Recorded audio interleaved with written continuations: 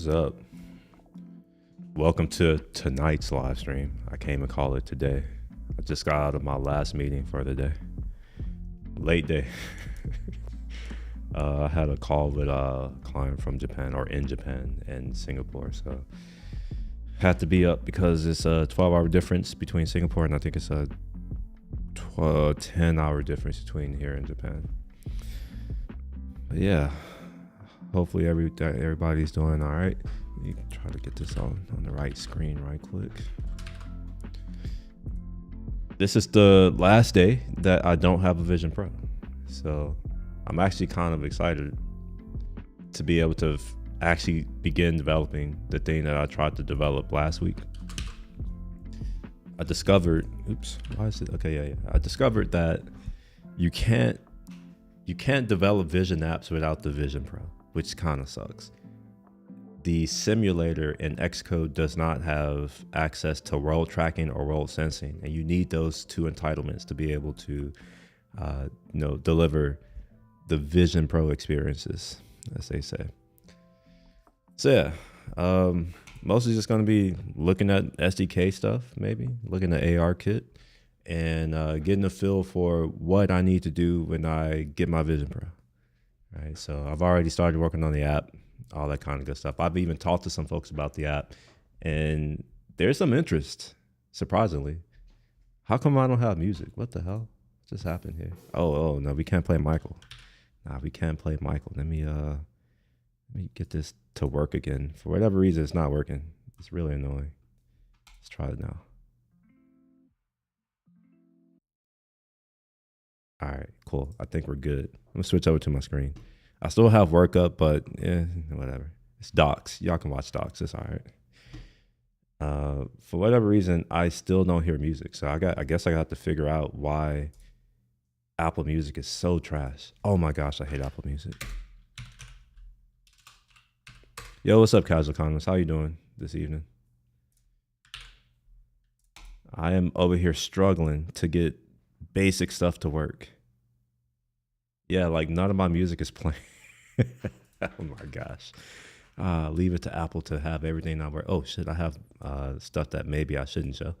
All right, let's figure out why I can't play music right quick. Let's see here. Are we connected to my NAS? No, we're not.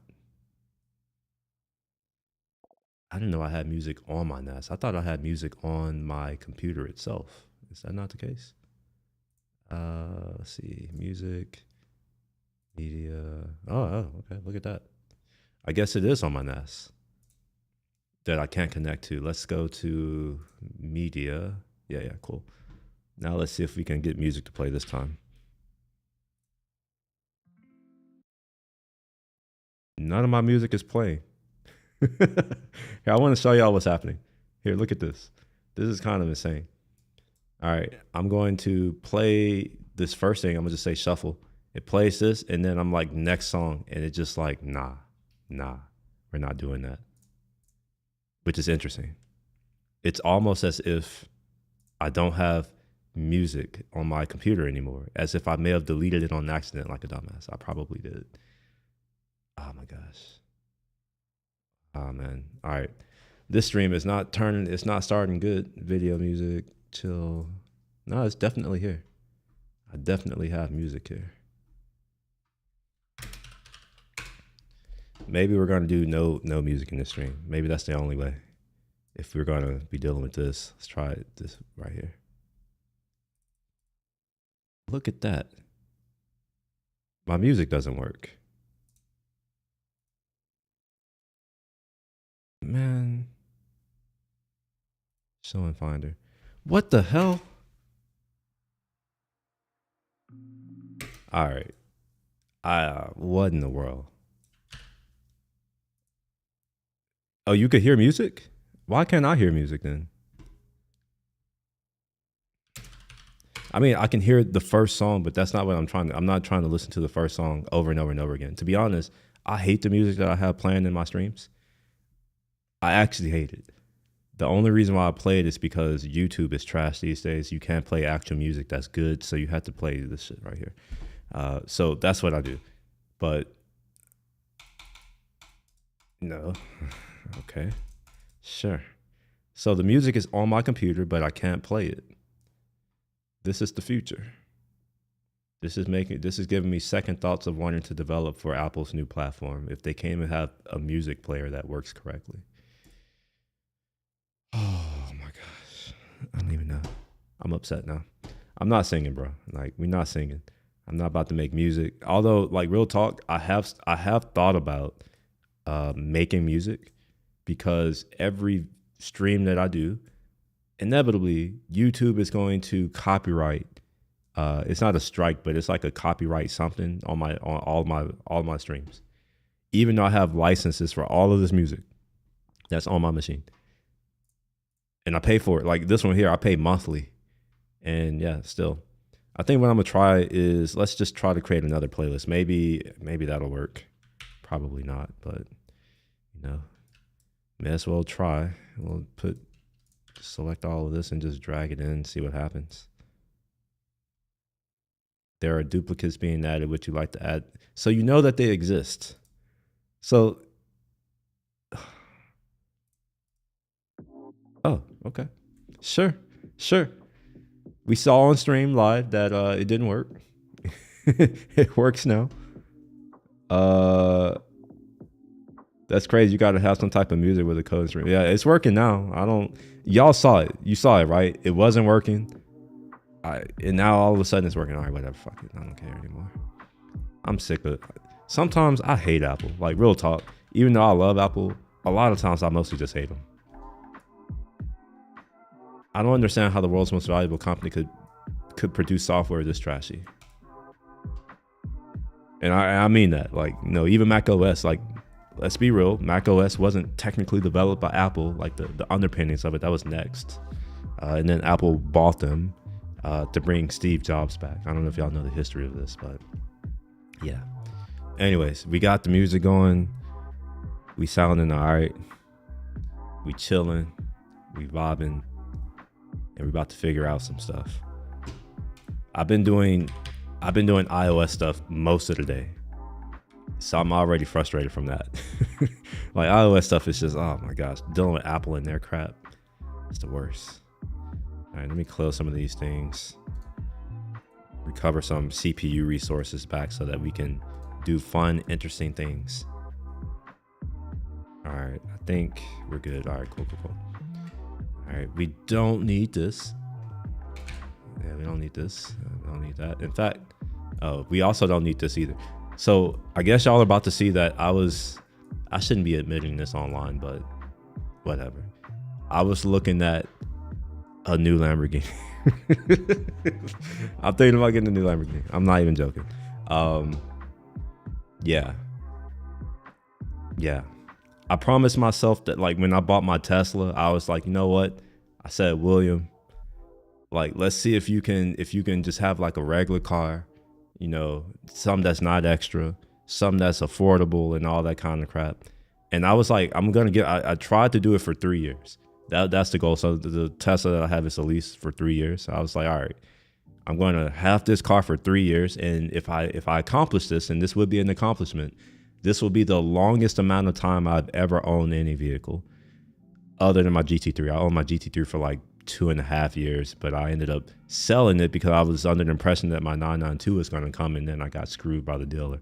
So now I can't get another Porsche because, they screwed me, and I have a good memory. So I'm like, I'll just go on to another brand. I was contemplating McLaren.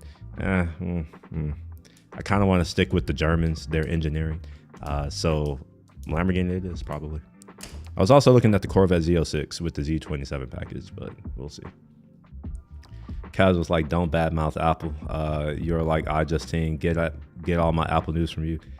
Oh man.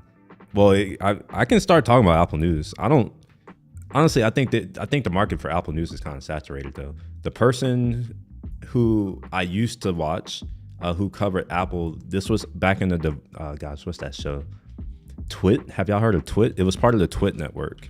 I haven't looked at this stuff in, God, I don't know, over a decade. Ever since the falling out between John C. Dvorak and, I forgot his name. Gosh, he's the guy who founded it, the founder of Twit. Leo Laporte. Leo Laporte. Yeah, after they fell out, I was just like, so I kind of stopped watching it. But they do have like a Mac Break Weekly. So this is what I used to watch to get Apple news. However, these days I don't keep up with product news at all. The only things that I kind of keep up with is developer type news. And that's mainly because I have a job that I have to keep up with that kind of stuff, right? Like, I work for a company that produces SDKs, like provides services for iOS, for Android, for web, and all these other platforms. So I have to be relatively on top of what's happening from a software development perspective. From a product perspective, like all of the people who are talking about leaks of phones and shit, like I don't really care about phones, iPhones in general, or even new Macs. Like real talk, even though I'm probably gonna get a new one, I don't really care that much. I mostly look at it as a tool where, like, even this year, I'm planning to get a new Mac.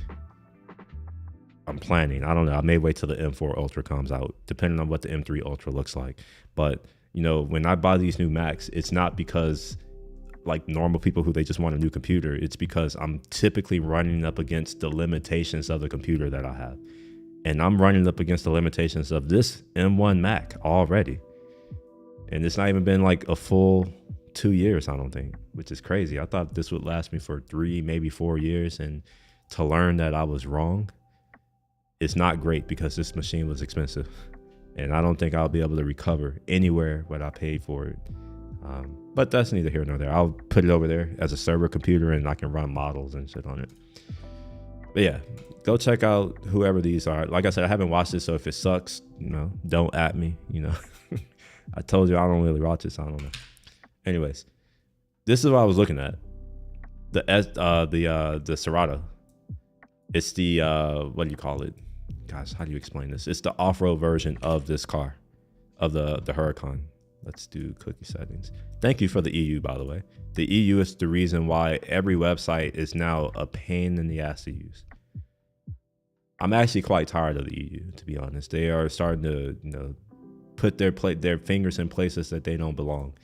Like, there's no innovations that I can think of that comes from the EU, yet they're over here telling American companies what we need to do. Like, let's let this sink in. One of our companies is worth more than all of the EU combined. Yet they have the ability to tell one of our companies what the hell they should be doing. I don't like that. If you're from Europe, sorry, not sorry. Just the way I feel. I don't think any American company has to be beholden to any of your laws or restrictions, unless y'all are producing something of value that, it's like, okay, now we want to listen to what y'all have to say. I'm over here probably about to lose all the year. I don't care though. If I lose all European, I don't care. No care, no fucks. Anyways, let's move on. Let's go ahead and do the thing that I said that I would do, which is preparing for Apple Vision Pro. Mine will be here tomorrow, fairly soon. Hey, bro, like you're not wrong. It is ostentatious, and there was a point in my life where, the reason why I went to Porsches is because they were less ostentatious. Now that being said, the GT3s that I own, those are all ostentatious. They have the giant wing. It's very clear that that's not a normal car. The G-Wagon that I used to own, that's also pretty ostentatious. So now I'm at a point that's like, I don't know if I care anymore. Like, why should I limit what I do in my life based off of what other people may view it as? That's old world. I'm done with that. Like, I used to really think about that. Like, oh man, like I don't want to get this thing because it may make people feel a certain kind of way. Now I'm at a point, it's like, screw them. I don't care. I don't care. Like, I don't think people care enough about me, so I don't understand why I need to care about what other people think about what I'm doing. Maybe not. I don't know. Let's just call it me getting older. If you're around older people, old folks, that they have a do not give a fuck attitude. I think I'm very close to that. Like, I've been close to that my entire life, but I'm like 70 years old at this point where it's like, I don't give a fuck. It's like, I'm gonna do me. So after I've learned that I don't know It's not learned. I watched a review of the Cybertruck. I've also seen the Cybertruck in person, because remember, I don't know if I told y'all, I ordered a Cybertruck, the Cyber Beast. Now that I've seen it in person, I don't know. It's not like you said, Hoosier, it's not ostentatious enough for me. It's not big enough. I thought it was gonna be like my TRX or like a Raptor R, you know, like a big, just a stupidly large truck for no reason. It's not stupidly large. In fact, it's comically small. It's like a F-150 or a Rivian. I'm just like, ugh. I'm not trying to rock a tiny vehicle. I'm large. I'm like 6'4". Like, I'm not trying to overcome for anything. I'm not like overcompensating for anything. I just want a vehicle that's not toy-like. So after seeing it in person, I'm like, man, I'm not trying to ride around in a regular truck. I live in Texas. I'm a grown man. I'm not trying to be in a little car, like a little electric vehicle like that. So yeah, I'm looking at some other stuff. I was talking to my mentor, and he was asking about when am I going to get my Cybertruck. I'm like, I don't know. I don't even know if I want it anymore. And he was like, yeah, I'm getting a Rivian. And I'm just like, interesting. I think he was supposed to get his Roadster. He's like, I don't think it's going to come anymore. I'm like, yeah, I don't think it's going to come either. So anyway, look at this. We have 9 hours and 50 minutes before the Vision Pro is available to the plebes like me. They've given it to all of the other folks, like MKBH, however you say his name, Marquez. Somehow he got his a week ago. Brian Tong got his a week ago. When I was just looking at the Twitch channel thing, I happened to see Leo Laporte wearing them on the thing, so he got it a week ago. It seems like everybody is getting their stuff. So it's like Apple is admitting that there are two classes of people. There are the people who matter, and then the plebes like me. So my goal is to become a person who matters, so that when the next Vision Pro comes out, I don't have to pay for it. Because like, now that I've been looking at reviews of this, I'm starting to wonder if $3,500, I actually pay more than that. At this point, here, let me look. I'm not going to actually show the thing that's on my credit card. Let me pull it up though, because it's an amount. Let me see where I'm at right now. $5,300. $5,300. That's what it costs for the 512 gigabyte version of the Pro with Apple Care, with the case, the $200 case. $200. Can y'all believe that? Let me show you this $200 case that Apple thinks is worth $200. Let me make sure that I'm not showing my address and all that shit. Yeah, we're good. Looks like I'm signed in. They think that this is $200. And I mean, maybe they're right, because my dumb ass bought it. But and to add insult and salt to the wound, they're not even delivering it to my house. I have to drive to the goddamn Apple store to go get it. Granted, the Apple store is only 5 minutes away, but the fact that I have to get in my car and go there, it annoys me, because I hate leaving my house to go pick up anything from the store. So I prepared for it already. I charged my car. I charged the iPad car. I call it the transporter, the Tesla. I charged it. So now I don't have to worry about getting stranded tomorrow. And I can make it to this Apple store, which is a mile away, to go pick up this $200 Apple Vision Pro travel case that should have came with it. Like, real talk, it should have just came with the thing. Yeah, I have two, but like, I'm not going to use two, right? Like, one of the number that I quoted you was for one, the case and in the warranty. That's not for two. Like, let's be clear here. That's not for two. That's just for one. Now, I'm not getting two cases. I didn't get two warranties. One of them is just going to sit around. And yeah, we'll see. We'll see. Oh, and some other things. There's other things, other gotchas about the Vision. And this is something that I'm kind of pissed off about. But look at the price of this battery, though. The battery is $200. Can we just have a moment of silence?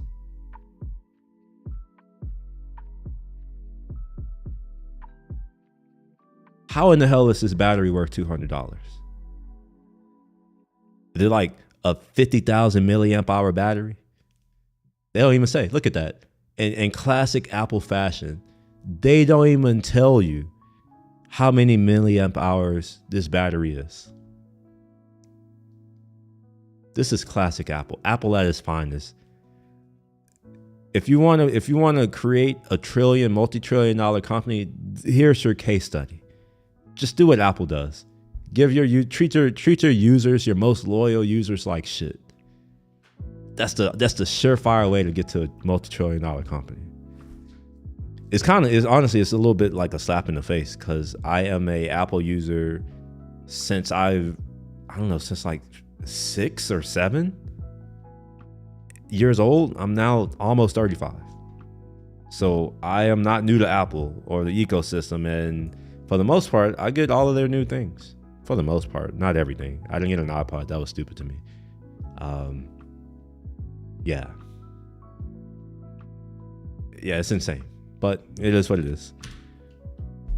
I did buy the batteries.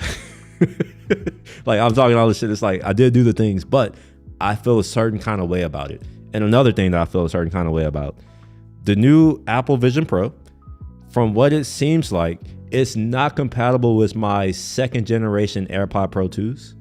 You know, the AirPod Pro 2nd generation, the ones that came out. You have to get the one with the USB-C charging case. So Apple is like, you know what, screw you, Will.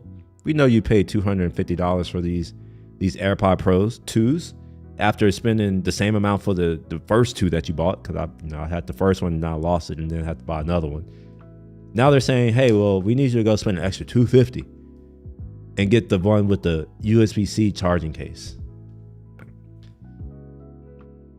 Man, I don't even know.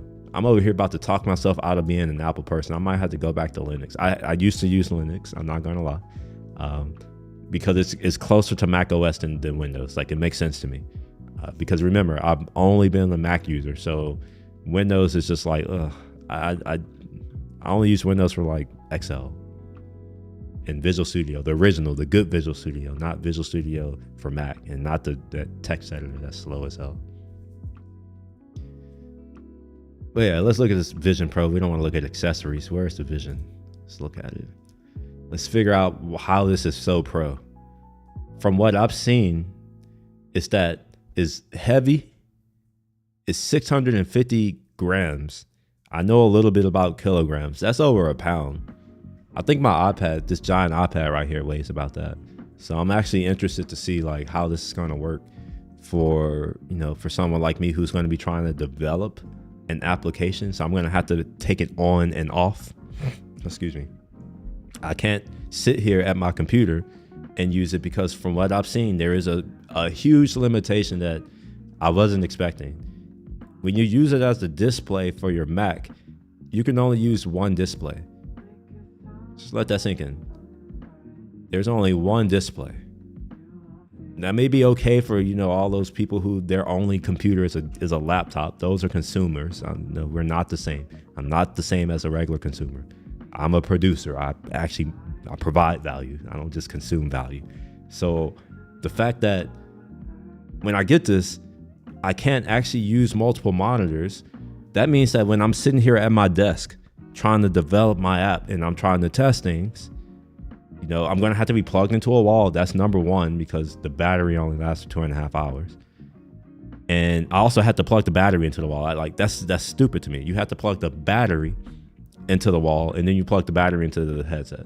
So I'm going to have to figure out some kind of way to have a development experience without dropping the thing, because I don't have a way to hold it here.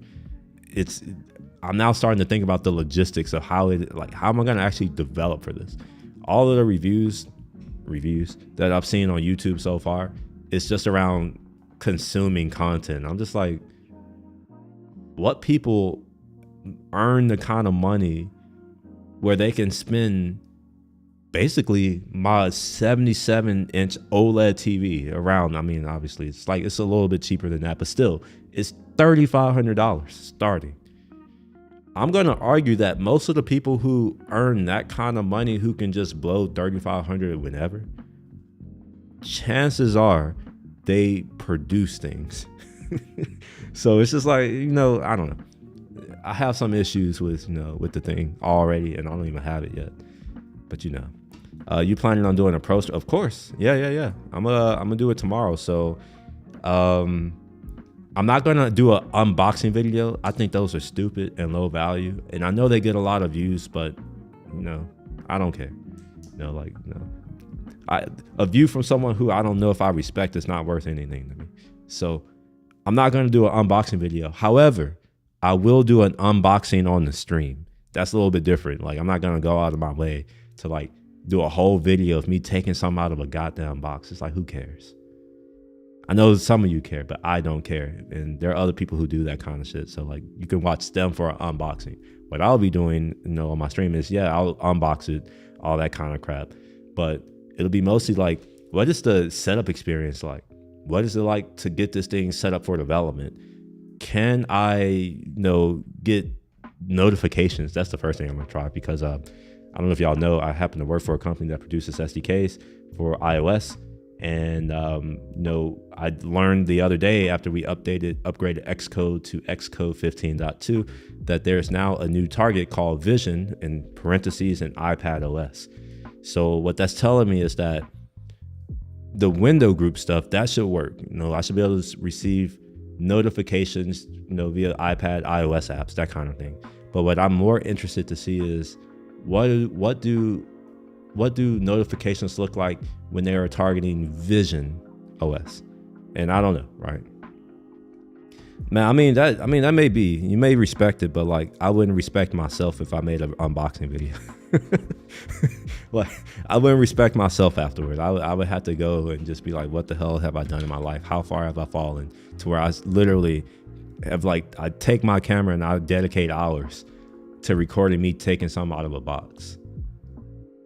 I think there are more important things that I can be doing, like developing this app that I would, that I actually want to do. Like, it's something that is for me at this point. I don't know if I've ever told you all of this, but I can kind of read Chinese a little bit. I'm gonna say a little bit, I don't want to overinflate, what I can do, but I can read Chinese at an okay rate. However, it's hard to maintain that skill when everything around me is in English. So one of the things that I think about with this Vision Pro is, well, if it's AR mixed reality, I'm going to call it mixed reality. I don't want to call it AR because it's through a camera. But it's just like, given that I'm going to be investing all this money into this thing, a VR headset, something that in general, like, I have no real interest in. I don't care about VR or AR or any of this virtual reality. Like, I don't care about that kind of stuff. To me, it's stupid. But I'm trying to be open-minded and just think of what's possible with the thing. And that was the first thing I thought of, which is, it would be pretty dope if I can put this headset on and kind of like look at stuff, and then I can see the Chinese character and the pinyin for that object. So like, if I'm looking at like a light or something like that, if I'm looking at something like that, it would be pretty dope if I'm looking at it and it's like, oh yeah, here's the word for that. Here are some sentences you can use for that. Something else that would be really, really, really dope is if I'm looking, at things, at objects on a desk, for instance. In English, we have location words, stuff like, this is behind that. Or let me not say this. Let's use actual things. I'm gonna have to go to me now, sorry. So let's say that, we have these two objects. Generally, we have like direction words, like where things are relative to one another. So let's say you have this GitHub thing. Let me make it right side up. And these AirPods. The GitHub thing is behind the AirPod thing. The AirPod thing is in front of the GitHub thing. Or the AirPod thing is adjacent to the GitHub thing, or the AirPod thing is to the right of the GitHub thing. Stuff like that. It would be really, really, really dope if I can kind of always have that present, because one of the things that always confuses me is when I should use iho and iqian. Like, I don't, sometimes it's weird because it's the opposite almost of English. Because it's like you have to think up and down almost. At least that's how I think about it. Like, I had to think of up and down and try to translate that to left or right.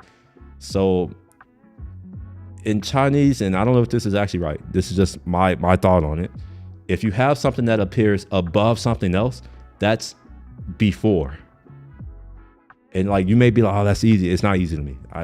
It's hard to think that way. So I want to be able to have my Vision Pro tell me that all the time, where I'm looking at something, it's like, oh yeah, that's behind that. It's the right one. And I feel like if I see that enough time, specifically while I'm developing the app, I don't even know if I'll be the kind of person to actually use it, because I don't think my life is that bad where I had to be in VR.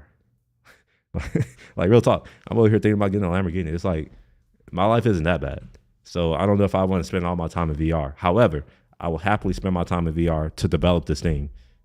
And then hopefully that'll be how I learn, when I should use Echan and EHO. Hopefully, or something like that. Anyways, all that to say is Vision Pro, we'll see. We'll just see. I don't know. It's a lot to unpack with this thing. But already I'm starting to see limitations that I'm not a fan of. I've heard that it's not as sharp. Not that it's not sharp. I've heard that it's incredibly sharp, but that you don't have a wide angle of view or field of view in the thing. And I don't know how I'm going to be able to kind of articulate these things when I get it, but it's something I'm going to try. I'll try to, give actual comparisons for how you can compare your natural field of view to the Vision Pro. And I think what I'm going to do that, I don't know, I have to try it. But if you hold your hands out to the side and you look straight, typically you can't see your hands. However, if you come in just slightly and you move your fingers, you'll be able to see. So your field of view is almost 180 degrees. Or it might be more. Let's see what the average human field of view is. Average human field of view. Oh, look at that. Oh, wow. Okay, well, there you go. It is 180 degrees. 135 degrees. And a vertical field of view of 180. Okay, so let's see. I'll have to stand up for this one.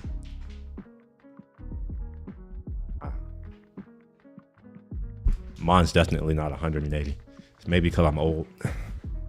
Heard that your eyesight gets poorer as you get older, so yeah, obviously it's not that great. But yeah, some of the stuff right here just seems accurate, because when I was just, when I'm doing this, it's not clear, but I can see my fingers moving. Like I can sense that something's moving. So I want to be able to kind of, help you all understand how limited the field of view for the Vision is. One of the other things that I've seen is that you have to move your head to look at stuff, which seems kind of dumb, because a lot of times when I'm using any type of input method, I'm not looking at the input method. That's really weird. Like right now I'm moving my mouse. I'm not looking at the mouse and looking at that. Like I'm looking at other stuff and I'm moving independently. So this seems like a really weird limitation where, the input method is tied to where you're looking. And I don't know if I like that, but I don't know. I'll find out.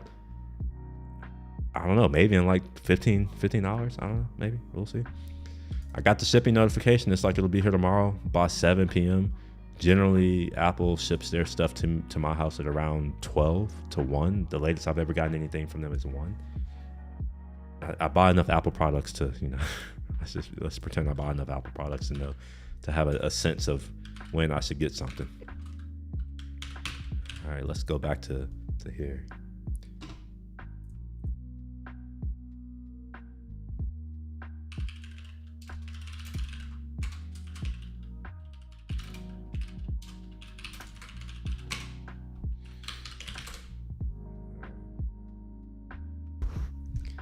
Yeah, but they're talking about all these apps.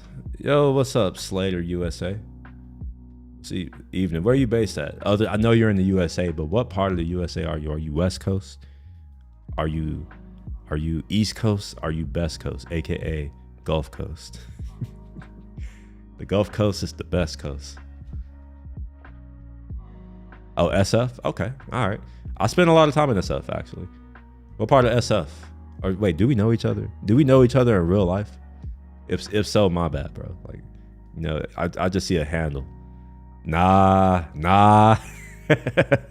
Nope. Nah. West Coast, man. I mean, nah. It's a little burnt. The food is not that great. I know you think it's great. You should come visit Houston. I'm in Houston, Texas. If you ever want to, have your mind blown with some good ass food, come down here. We don't know each other. I'm in Cow Hollow. Yeah, I don't know where Cow Hollow is. I don't know where that is. Are you an engineer, a developer? Are you here for the Vision Pro? You trying to see what this is like? I was just talking about some of the limitations that I'm already not excited about for this Vision. Like, some of this, it's like all these limitations. And I know it's a first gen product, north part of SF Marina area. Okay. So generally now when I go to SF, I spend most of my time in San Mateo. In the past, I was in downtown back when I used to work for a company out there. You can find that. It's easy to find, trust me. And then when I'm out there just visiting for fun and like in the Bay Area, I'm typically in Carmel, mostly just to go visit with my mentor and friend, his family. So yeah, whenever I'm in California, it's typically Northern California. I've been to Southern California a few times, like for offsites, for like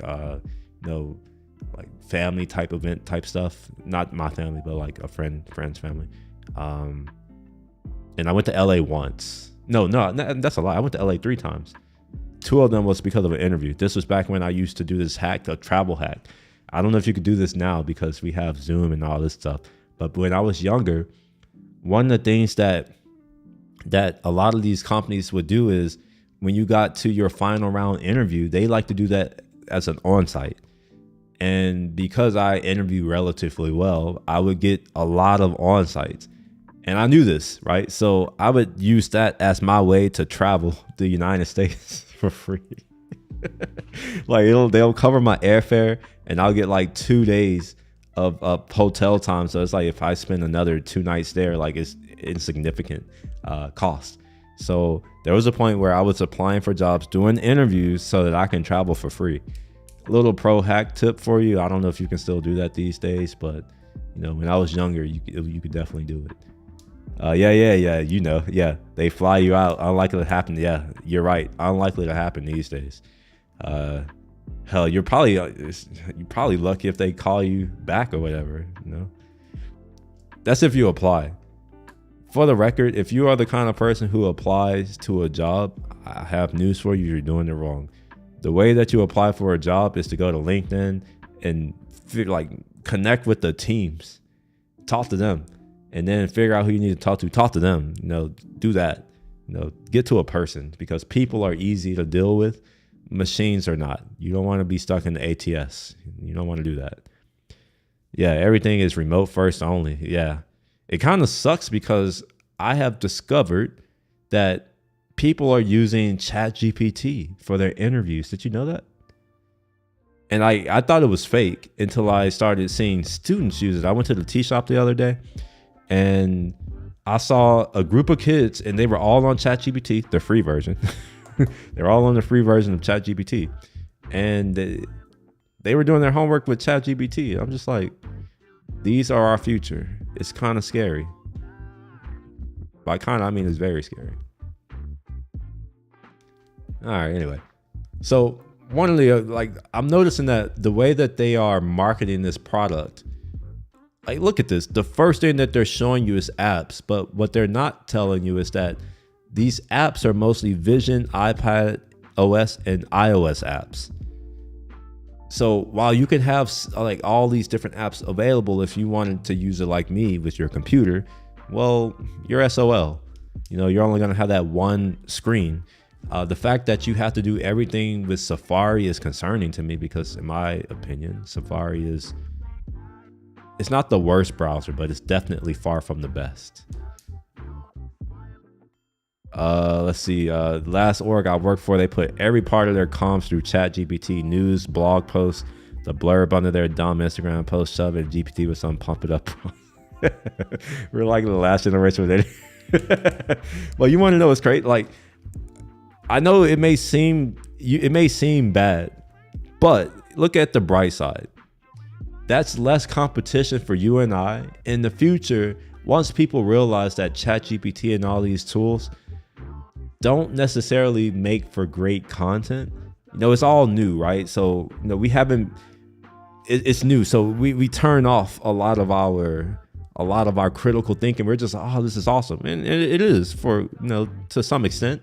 But I think that as we start to mature and, mature along these types of products, our standards are going to return to normal or become higher. And at the moment, we've had over a year and a half of, the chat GPT style of stuff, but we've been doing AI for, at least I was doing AI a decade ago. And while it is a little bit better, it's not like, oh my gosh. The thing that's really impressive to me is not the software, it's the hardware capability. That's the thing that I don't think a lot of people are thinking about, because right now all of this stuff is incredibly inefficient, and the fact that we have hardware that's now capable of running this, that's impressive. But I'm a software engineer, so most of the people, my peers, they look at software as like, oh, this is the awesome thing. But I'm starting to appreciate hardware because, like, my gosh, like the amount of things that we do to enable our inefficient ass code to run, it is amazing. You don't think that the realization will happen? Well, I think it'll happen, because the thing is that money, right? Like, if people aren't making the same amount of money, they're going to wonder why. So So you want to know what my first app is going to be? The first app that I'm planning to make is a language learning tool or app. And the idea is that you put the vision on and you look at things in your environment, and you can right now I'm thinking about how I'm going to have to implement this. The vision is I can look at something and then I see a pop out of the Chinese character in pinyin, as well as the actual character, as well as sentences that I can make with that particular object.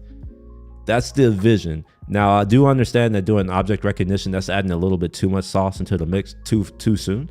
So what I think I'm going to do initially is be able to place anchors in my house, and then be able to label it.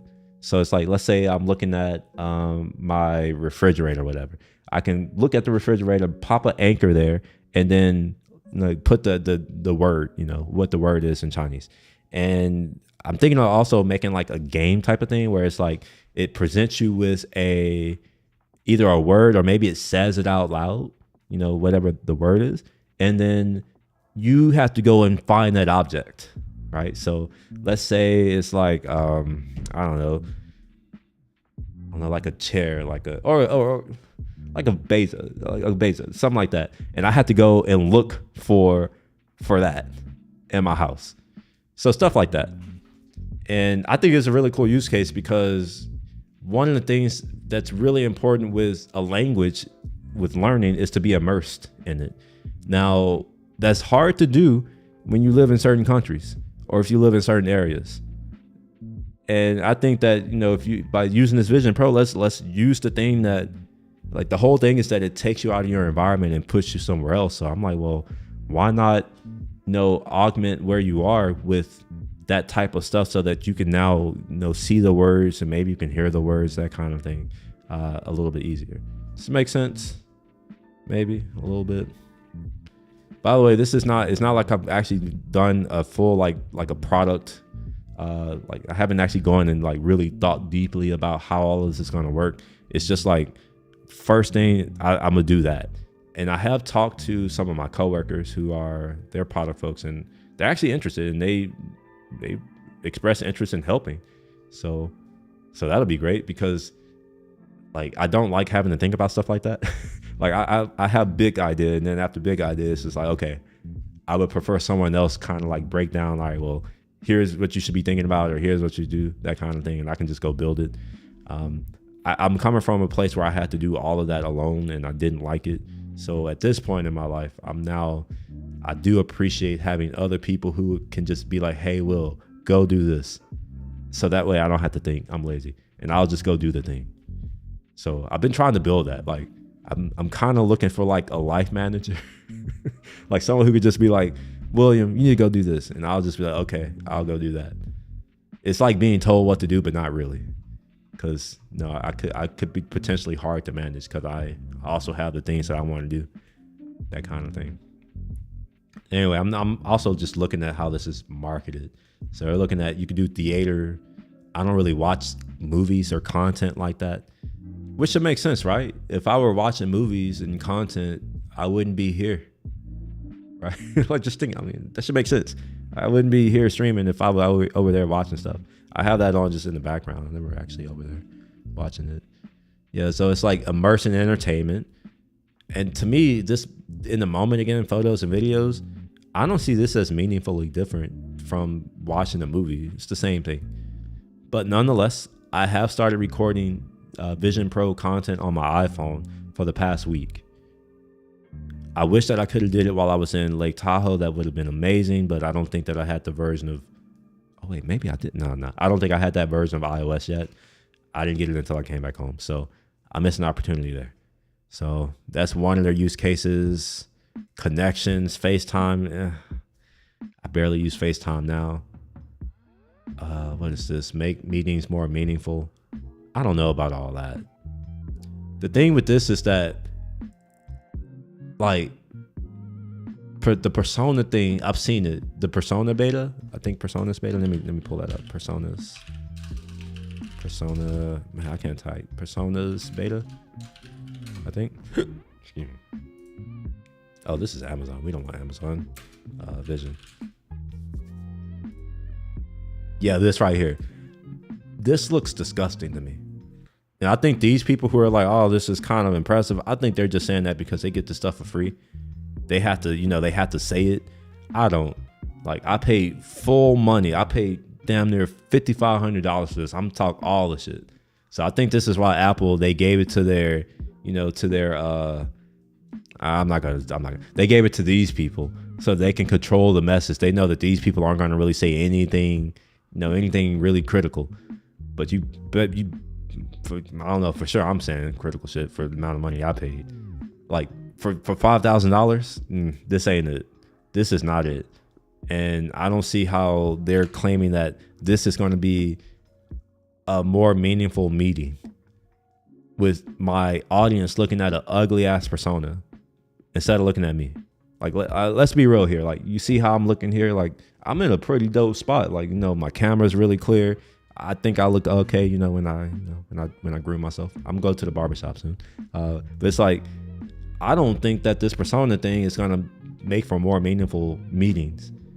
And I don't really see the appeal of being able to place floating windows of people in my house and walk around and have a meeting. It's just me being real. Especially because most of the meetings that I'm having, like, I need to be at my desk and my computer. I may need to share my screen because, remember, I actually produce things. I'm a producer of value, not a consumer of it. So far, everything that I'm saying here is great for consumers of value. But who knows? Maybe there's more here. There's designed by Apple, as if that matters to me. I don't care. I would prefer to know how many milliwatt hours of battery is in this $200 battery that they're trying to sell me. It means your boss can be demanding you work even while on the can. Wait, it means your boss can be demanding you work even while they can. The thing about living in America, which is great, is that we have the freedom of speech. So yes, you're right. My boss can demand whatever she wants or he wants. They can have all the demands. That's great. I'm not a normal individual. I know you're new here. I'm not like in the average position. So it's just like, I hear, okay, sure. Demand, okay, all right. I am free to not do it, and I might. I say no. I'm not shy about saying no to anything or anyone for any reason. Like, so yeah, I mean, they can demand whatever. But yeah, I don't know. I'm wondering if I've just wasted goddamn $5,000. You know what I could do with $5,000? I can buy. Well, actually, I was gonna buy the new Fuji. I don't know if y'all have seen this. I'm into cameras. We're about to switch topics already. I'm into cameras. I have the X100V. I bought it the day it came out, the last one. But the new X100VI, which I think they're gonna call. I would be surprised if they don't say X or I. It'll probably be I or X. But apparently it's going to have the new X-Trans 5 sensor from the XT5, which is the camera that I used to have. I sold because for reasons. And it also has IBIS and in-body image stabilization. So when I saw that, I'm like, okay, automatic buy as soon as they announce it. I think it's supposed to be announced in a couple weeks. Automatic buy. Like, as soon as the pre-orders open, here's my money, take my money, send me my camera as soon as possible. Let's see what we got here. Yeah, but some folks don't have that freedom, even in the U.S. meaning money woes, bossing. Well, you're right, but only half right. Everyone in this country has that freedom. The thing is that you're free to do anything and everything that you want. You may not be free from the consequences, but some people are okay with consequences. I'm one of those. I've always been that way, and fortunately for me, it's only meant that I've gotten the things that I wanted. Right? Like, I was this way even when I was poor. I haven't been in this position most of my life. I grew up not where I am. And even back then, like, I had a very fundamental understanding that all of the things that people say that I need, like what society says that I need, I don't need that. The only thing I need is me. Like, that's it. I don't need this house that I'm in. I don't need the computers that I have. I don't need any of the things that I have. And I'm well aware of that. In fact, when I was traveling the world for a little bit, I didn't have any of these things. They were all here in storage or whatever. And I learned even more deeply how little of the things that I need. So you're right. People may not have that freedom, but that's just in their mind. They're mentally slaves. That's what it is. My ancestors were slaves. As far as I know, black people are no longer slaves in this country. So with that in mind, I am a free man to do whatever I please. That means I'm free to go homeless and be broke. I'm free to become rich as fuck. I'm free to do whatever I want. And you're right. Some people may believe that they don't have that freedom, but it would be a slap in my ancestors' faces for me to sit here and say, you know what, I'm not free, because I'm free as hell. I'm free as fuck. And that's one thing that I'm not gonna back out. I'm American. I'm born here. I'm lucky to be here. I'm free as fuck, and I'm going to use that. Like, I'm not going to take that for granted. So you're kind of right, but money woes. Okay, do you need money? I was born without money. That tells me I don't need it. I've been to countries with people who make less than $3 a day, and somehow they're able to be happy. What that tells me is that I don't need money to be happy. It may be a weird way of looking at it, but when you've accomplished some of the things that I've accomplished and seen some of the things that I've seen and been to some of the places that I've been, and like you've had some of these experiences that I've had, you'll very quickly realize that a lot of the shit you don't need, including this Vision Pro. I'm well aware that I'm saying all this while I'm sitting here in my excess of material things, but I don't hold them closely. Like, I can't take it with me. When my grandpa died, like, all of his material shit stayed here. It didn't go with him.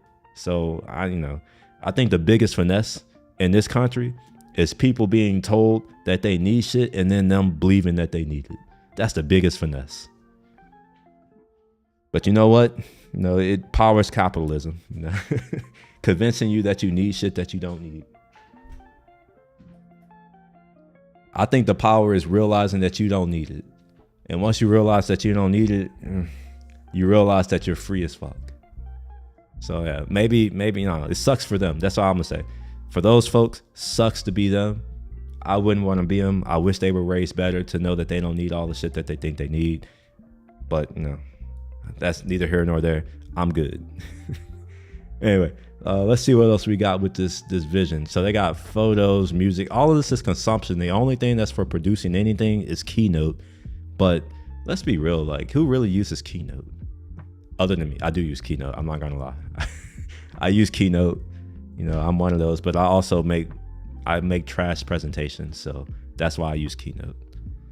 Like, you can make any trash you want on Keynote. It's not that bad though. It has animations, for what that's worth. Animations. And another thing that I've learned about this Vision Pro is that the eyes, they don't look anything like what they make it look like. Like here, how you can see these eyes are really clear and you can see our eyebrows and it's the same skin complexion. In every video review that I've seen of the Vision Pro, it don't look like that. In fact, it looks quite trash. And you better believe that I'm going to try to highlight that like crazy, like how trash this is. Not because I want it to be trash, but for the price that I'm paying, I have very high expectations. Also, it's because it's Apple. Like most of the Apple hardware that I've used, it meets my quality bar. I'm pretty demanding. I can be a little extra when it comes to things, and I have a high expectation of Apple, and that's mainly because they built great products over the course of my lifetime. But looking at the marketing, it seems like the only real feature that they're promoting is video consumption, video and photos. Like this right here doesn't tell me anything. I don't really care about any of this. Spatial audio, it's like, I don't really care. The eye tracking is really impressive, but I need to like literally see it in action. I'm actually pretty excited about that one. One of the things that I'm curious though is this 12 milliseconds of latency. What the fuck? What just happened? What? How did that happen? I clicked on the link and it took me somewhere else. Wait, I just completely lost my spot. All right, I saw 12 milliseconds somewhere. You know what? I'll just search for it. 12. Okay, here we are. Yeah, I just clicked this and it just scrolled up. That's interesting. Yeah, so they say for a virtually lag-free real-time view of the world. The issue is that 12 milliseconds, that's not nothing. 12 milliseconds? Let's see. We'll do 1 divided by 24. That is 0.04. Okay, so we'll say 12 divided by 0.04. Oh, wait, what? How did that happen? Is that really right? Would that be 300 frames of 24 frames per second? So what did that be? 300? I don't think that's right. Oh, maybe it is. Huh. Well, it says virtual free lag. We'll see. Would y'all be interested? I'm not gonna do it. I'm just asking. No, I'm not gonna do it. But would it be cool to see a dude on a motorcycle try because one of the things that I've always wanted is to have augmented reality in my motorcycle helmet. Like think of how in cars how you have the heads up display and you can see like your speed, your tack, and I don't know, whatever other crap that's like music that you're playing, navigation, how you can see that in your windshield.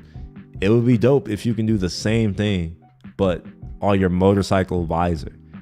And I'm wondering if I can, I'm gonna try it. I'm not gonna get on my bike, but I am gonna put my helmet on and see if I can get the vision, like if it'll fit. If so, I might have my solution. I can use Siri. I can tell Siri to do stuff and it won't do it because it won't be able to understand it. Siri can barely understand me. I have an accent. I have a southern, like a weird southern Houston I'm educated accent.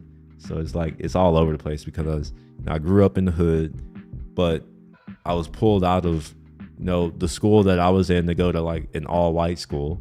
And then I went to college, which was all white. And also mostly it was international. So it's like that. Then I've worked in industry where I'm working with Russians and Indians, literal, like from India, in other countries, Africans, specifically Nigerian, Ghanaian, and Kenyan. And it's just like, now my accent is just all over the place because I spent time in all these different places talking to all these different people. And what you'll find is that certain, like you start to adopt, it's not like you're doing it on purpose, but you start to adopt the way of speaking or the vernacular or the accent of the people around you. So I'm not going to do it because reasons, but I can actually imitate certain regions of the world because I've been there for a while. But anyway, all that to say is that Siri can barely understand anything I say. And it's really annoying. So that's why it was kind of a joke where I'm like, I can have Siri available on my motorcycle and it won't do the things that I needed to do. Virtual doing an ass load of lifting in that sentence. Hey man. Oh man. Yeah, virtual. Well, it's you have to give a little bit of a cop out. That's how this works. I write a lot too. That's the other thing.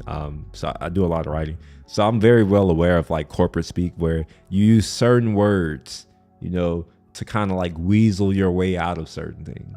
You know, I'm not going to say what some of these words are because I don't want to give it away.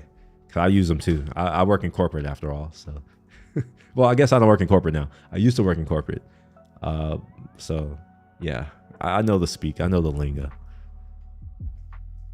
What's this? When it comes to privacy, we don't blink. That sentence makes no sense to me. This means nothing. And the fact that they wanted to make this a header. They made this a whole header. My gosh. Let's inspect this. I'm curious to see what kind of header, or do they just use a div? Oh, they used a paragraph. Okay. They used a paragraph.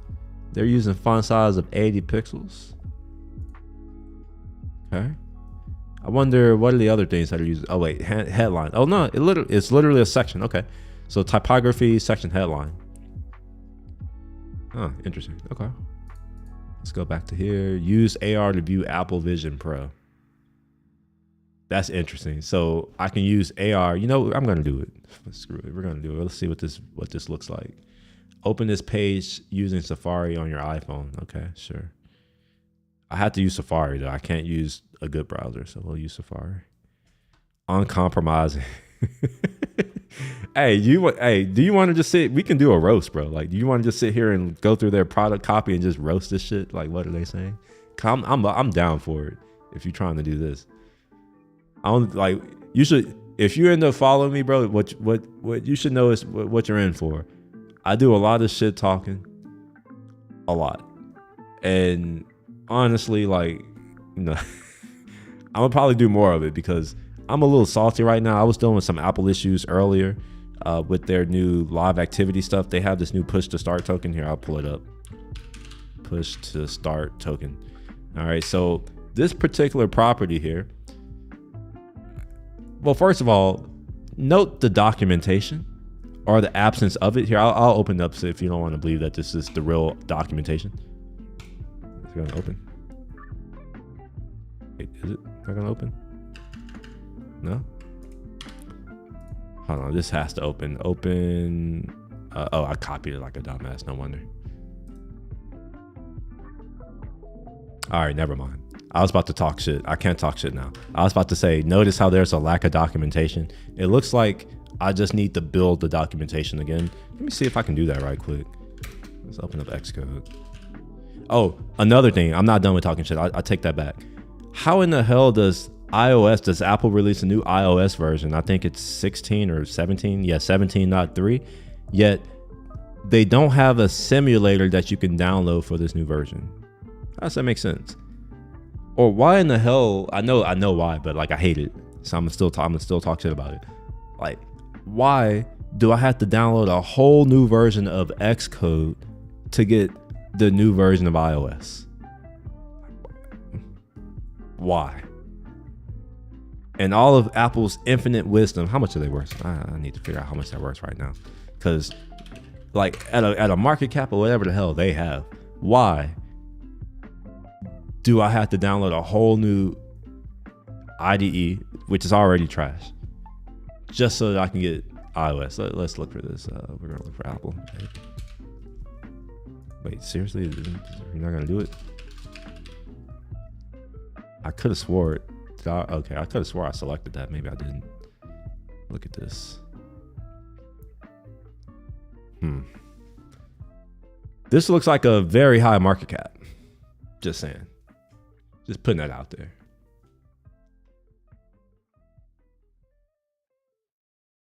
Yeah, I think they're over at 2 trillion. Wait, what?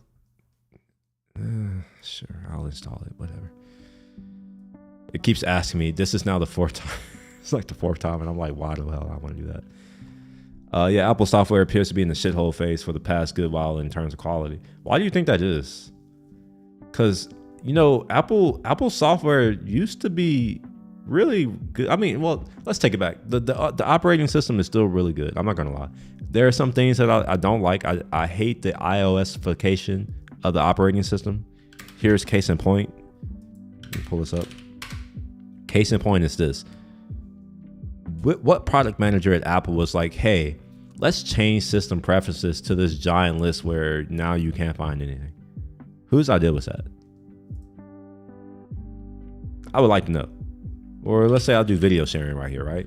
Like, how is this helpful? It's like, okay, I have all these things, but it doesn't really show me any additional information. So now I have to go and click and be like, well, do I see what I need?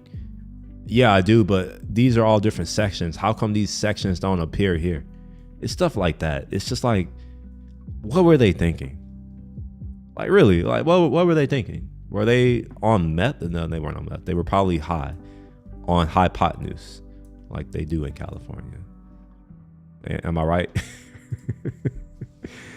Too much emphasis on shipping incremental updates. You know what? I like incremental updates though. That's what I prefer. I like incremental updates, but I think some of the updates are made not because they should exist on a Mac, but because I think they just need to have something to ship. I think they want to be able to say over 200 new features every year, because that's one of the things that I noticed even back in the Jaguar and Snow Leopard days. Like, they were always very proud of like, oh, there are over 200 features. So now it's just a thing where I'm like, maybe that's why they do that. But they just had to have 200 new features. Timbo, wait, otherwise Timbo doesn't have fancy shit to show the WWDC dog. Like, I want to go to WWDC once in my life. I want to go to the pony show, but I want to be one of the ponies. I don't know if this is gonna happen, but like, if I don't get frustrated to the point of just saying, you know what, screw this vision, I'm gonna send it back. If I can get to a point where like I have an actual app on the App Store, it would be kind of dope if I can go there and like, you know, meet some of the engineers and get my questions answered. Because, you know, there's a lot of things in the docs that don't really answer my questions.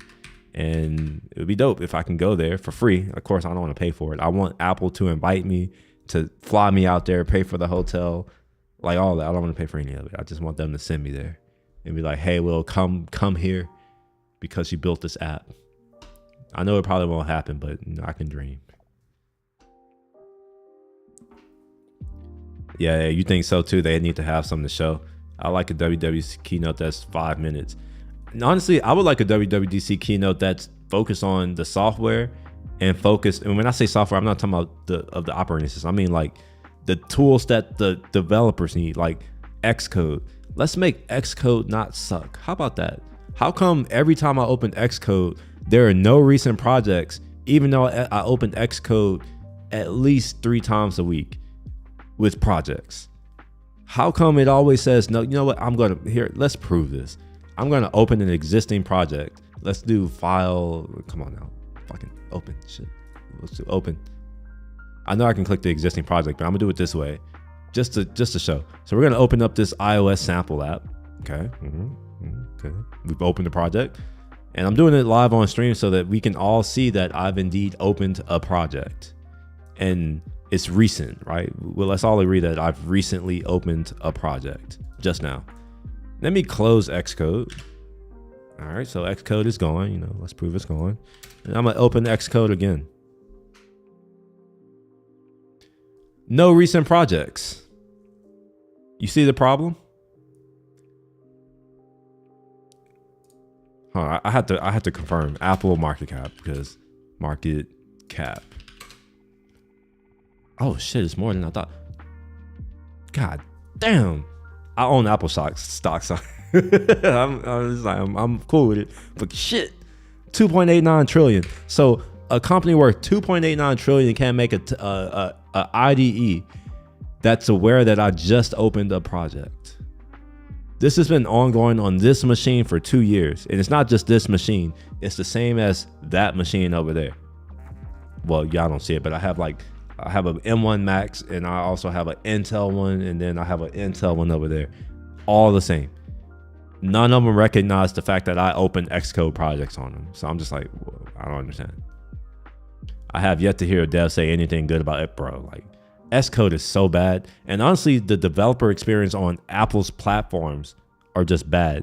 It's so bad that even JetBrains, they threw in the towel. I don't know if you knew about this. They had a IDE called, I think it was called App Writer, App Code, I think. Let's see. Yeah, App Code. They deprecated it. They gave up. They're like, man, we can't deal with Apple. I don't know if they wrote a let's see, thanks for on and definitely understand your coach. I wonder if they did a blog post on this, because I'm actually interested to know why did they stop, because even though I don't like JetBrains products that much, I know people love them, but I've never really been a fan. I'm a Visual Studio fan, not Code, Visual Studio, the real Visual Studio. I would actually use app code over Xcode. I would use clay tablets and a hammer and a freaking nail over Xcode if I could. I'm not joking. Like, I'd rather write it using freaking Braille. I'd rather deal with Braille than Xcode. It is so trash. Is it the case of you have to save it, e.g. open the project, change something? Oh, you think you can save in Xcode? Who are you? Why do you think you can save in Xcode? Hold on, let me show you.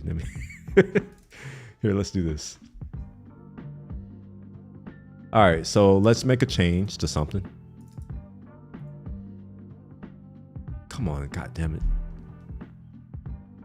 All right, so we're in the file menu, right? There is a save, but I'm going to make a change and I'm not going to save it. I'm just going to be like, haha.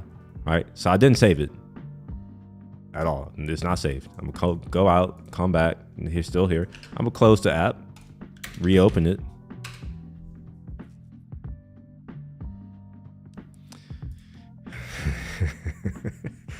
All right.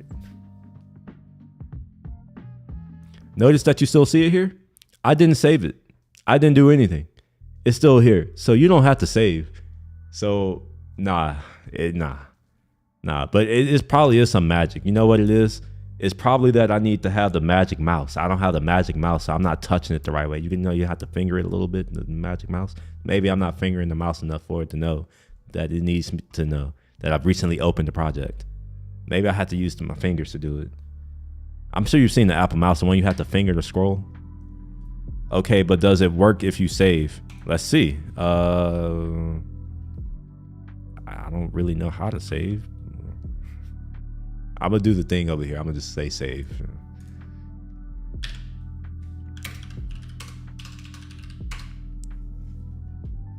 I don't know why you want to just have your heart broken today, bro. Like,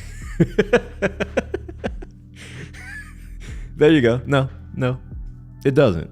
Because it's Xcode, because it's Apple, because they make the best software, they hire the best engineers, they're the world's most valuable company. So of course, this is how it's supposed to work. I'm using it wrong. If Steve Jobs were here, he would tell me that I'm opening it wrong. Maybe he wants me to use app expose. That BS. I don't even know how you open up I think I turned that off. Yeah, I don't think I have app expose. Yeah, maybe I have to use app expose to open it that way. Maybe, I don't know. And now I'm curious to know why was app code killed or discontinued? And of course, Google is trash, so we'll search Reddit.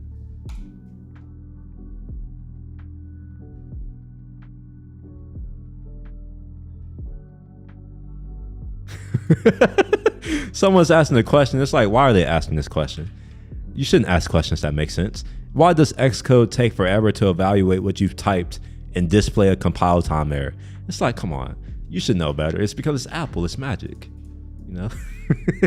Like they want to make sure that you feel pleasantly surprised when it eventually evaluates to something, right? Like, we have to make sure that we keep you on your toes.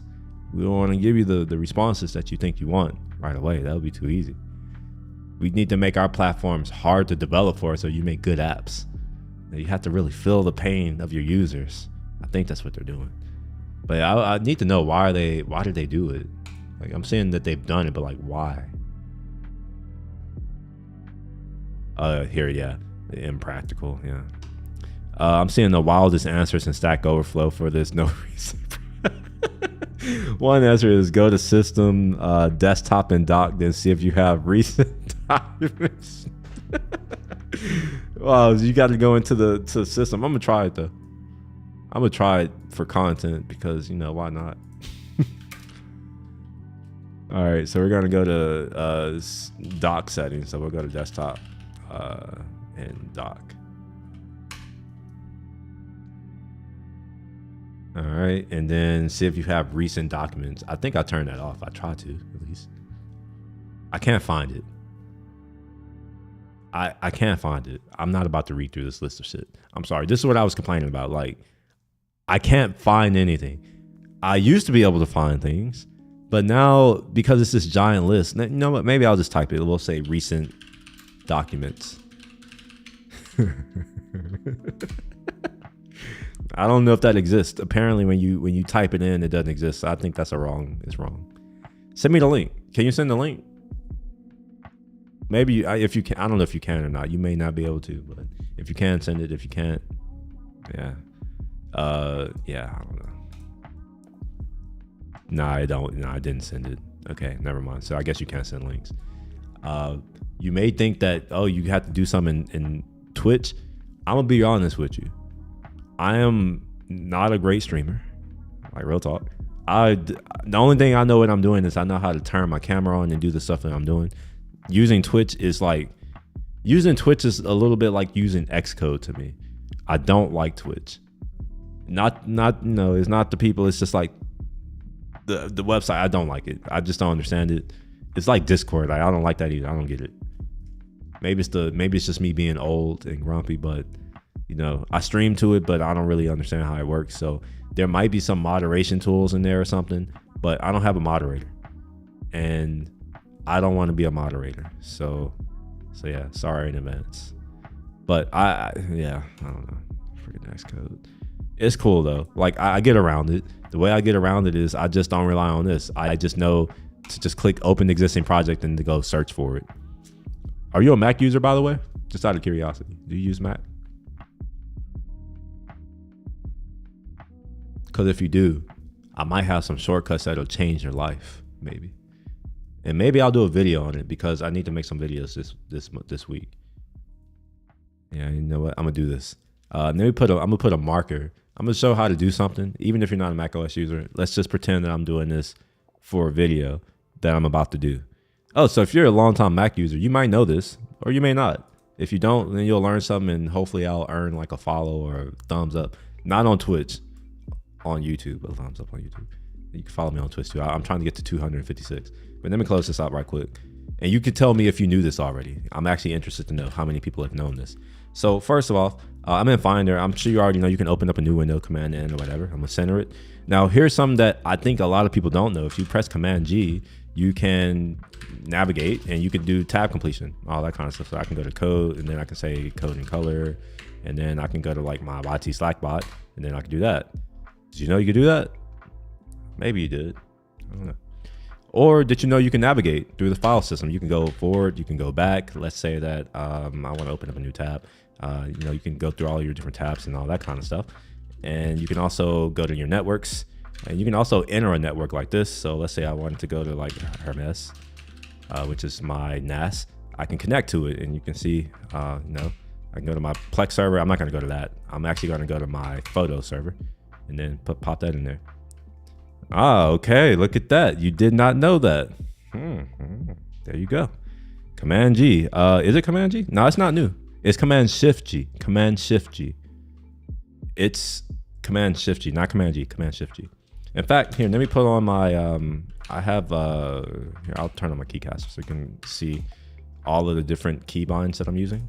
So, wait, why is it? Okay, so yeah. Now you should be able to see it in the lower left hand side. Command G. See all that? You can also see Command K, which will take you to your network. Command K will open up the connect to a server. You can type in whatever server you want. I have a NAS, so that allows me to do that. Let me put I should have talked slower because this is going to be a video, but yeah, whatever. We'll just say how to open a folder. How to open a folder. Look at that. Perfect. Yeah, and then here's another one that I'm sure you already knew this one, but if you want to close a window, not quit the application, you do Command W, and you can do all that. And if you want to go away, you can, if you have multiple things open, you can press Command Shift W, and that'll close everything that way. Go ahead and open that back up. Did you know when you're in terminal, if you go to some folder and you type open? Yes, I do. You can do open as well. Open is going to, it relies on the same thing as this right here. So if you right click on this right here and you go into the open with, let me actually go into a file here. So you see this open with, what open does is it uses the system default. So like whatever this is the default. If I were in terminal and I did open and then gave it this file, it would use this default. Now you can change your defaults as well. If you do option while you're holding anything, you can go and select another app and it'll change the system default for that. You can also do Command I to open up your info out here, and you can change it here as well on the extensions. Let me make this a little bit bigger if I can. Okay, I can't find. No, it's open with here. So you can go here, you can change it here as well, and you can say change all. Here's another thing. So let me first move this off, and then so it's not just open. There's a program called locate, which is a way for you to be able to find files on your system quite easily. So let's say I want to find, I don't know, let's say node modules. Let's just do that. We'll say locate node modules, and you'll see why you may want to do this.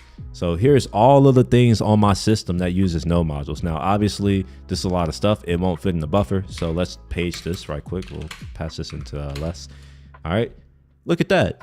Ableton Live uses node. Bet you didn't know that. Or if you don't know what Ableton Live is a what do you call it, a digital audio workstation for like making music, that kind of thing. Let's go down a little bit more. There's a lot of here. There's more Ableton Live, Ableton 11. Okay. It's lots of stuff here. So you can see all of the things that they're using, and I don't know, you can really figure out how things work. I'm a big fan of that. All right, maybe, or you know what? We're not gonna do this. We're gonna pipe this to a file. I just can't do it. I can't deal with it. So we'll pipe this to desktop, and then we'll just say node stuff. We'll just call it node. That's easier. And then what we'll do is we'll use what you said. We'll say open. Actually, I'm not gonna do that. I'm gonna open it in code, and then we'll say desktop node that. Move that back up. And we'll wait forever and a day for Visual Studio Code to open. It is slow as hell. I don't understand why, but it's slow as hell. So yeah, here's some other things. My browser uses Node. I mean, obviously, Ableton Max uses Node. What else is here? I have some homebrew stuff that's using Node. Yeah, look at that. NP Kill. I didn't even know if that was a thing, but yeah, that's a whole thing. All right, man. Thank you for joining. I appreciate the conversation. I hope to see you in the future. Have a good rest of the day. All right, so we've learned some things. I now have content. I have a 1-minute video that I can publish, but that's okay. I only need to do 50 videos. That's all that matters. In fact, I'm probably gonna edit it. No, I'm not. I'm lying. I'm about to say I'm about to edit it after this. I'm not. That's, yeah. What is this? Wait, when did this come from? Oh, let's delete that. LA request. Yeah. Shit. Yeah, I don't want to delete that. Okay. Let's go back to this vision stuff. Oops, that's not vision. Go back to vision. Where is Apple and their vision?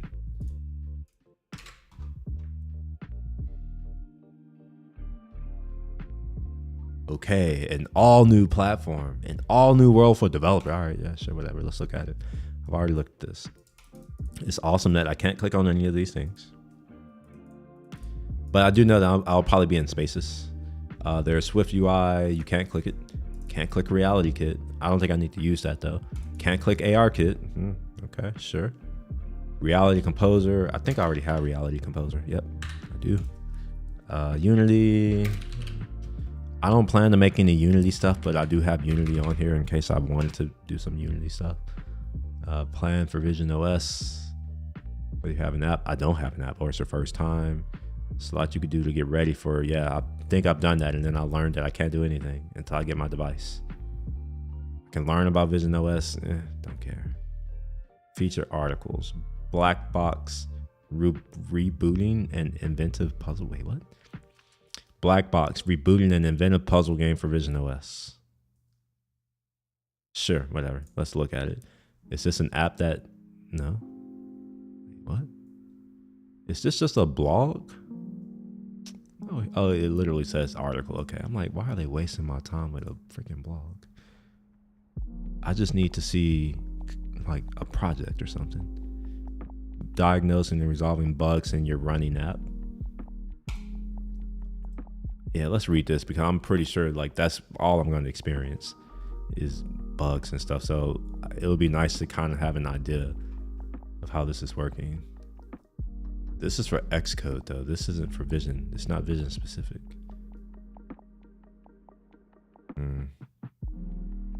Configuring your app, adopting, controlling, transport behavior, monitoring.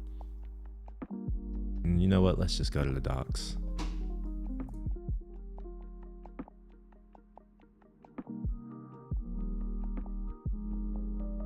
Oh wow, it takes me to the same thing. My gosh, okay.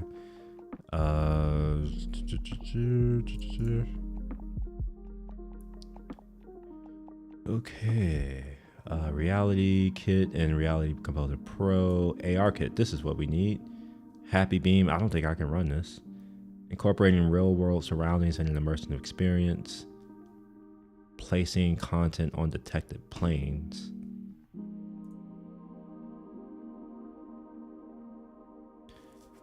So I don't know if I want to put it on a plane or if it's a mesh that I'm going to want to put things on. And here's why I don't know. Let's say I'm looking at my light. You all don't see my light. I have like lights in my kitchen. Like if they hang down. So it's like, let's say I'm looking at one of the lights over there and it's hanging down. Would that be detected as a plane? Because my assumption is that it's only going to identify walls, floors, ceiling, and like big flat objects. I don't think that it would look at a light and say, you know what, that's a plane. Now, obviously, a plane is running through that light. You know, like obviously a plane is two-dimensional and I live in three-dimensional space. So by definition, anything I look at, a plane could go through it. But, you know, I don't know how this is really going to work in Vision Land. So my assumption, my guess, based off of knowing nothing, is that I'm going to have to use a mesh because this isn't a plane. And I don't see anything about meshes in here. Maybe I can just use filter. Let's see, mesh. Okay, my keyboard doesn't work. Okay, fine. Mesh. Oh my gosh. Okay, all right. Let's look for mesh. So there's a mesh here in ARKit. And then there's a mesh anchor ID. This is actually what I want, a mesh anchor. Why? Oh, there's a mesh anchor geometry. That must be the geometry of the anchor itself. My only assumption, yeah, that's my assumption. Let's open this up in a browser. I literally just did that. Did that work? Okay, I didn't. I'm done. Mesh anchor. Where is this? This is ARKit. Where was I at? Let's get rid of this filter. Documentation, Vision OS. I'm in documentation, ARKit. Oh, okay. I see what's going on here. So I should look at the AR. This is the main library or whatever that I'm going to be using for whatever I'm building. And it's this mesh that I think I'm going to want. Yes, an anchor, it's sendable. All right, incorporating real world surroundings and an immersive. Okay, maybe this is it. And yeah, there's a project here for Xcode 15.1 plus. Let's open this project up. Seeing reconstruction example. All right. We'll open that up. Sure. I'll trust Apple. I shouldn't, but I will. I'll do it.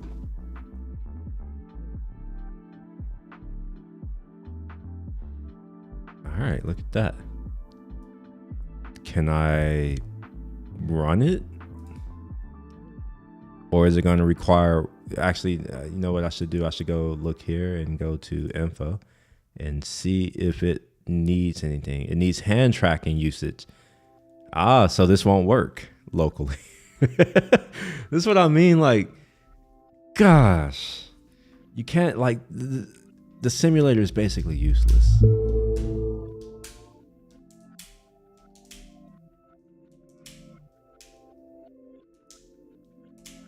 I wonder if it's going to ask it. I don't expect it to ask and say, hey, we need your information, because when I tried to do that last time, it just silently fails.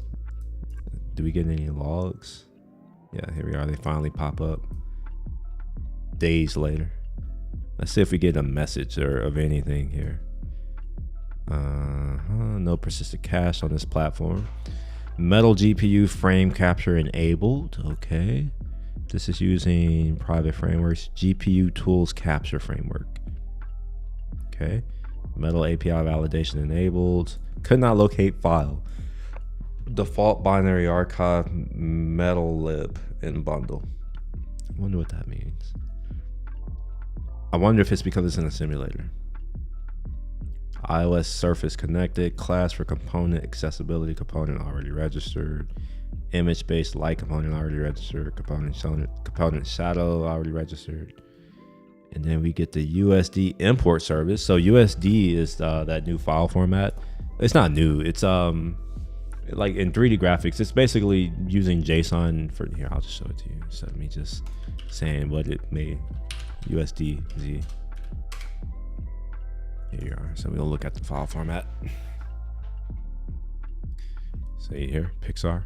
I don't know if y'all know, Apple and Pixar have a lot to do with each other. That's why it's like 3D stuff. Anyway, so you see here, there's USD, USD-A, USD-C, USD just by itself. It's all part of this USDZ file format.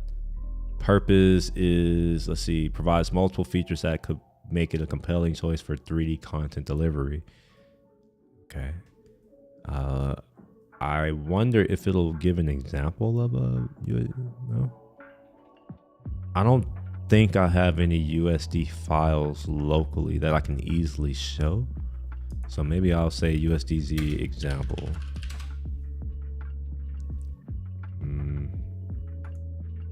Maybe I'll have to say code. Or you know what? We're gonna get ChatGPT to do this. Let's see. Produce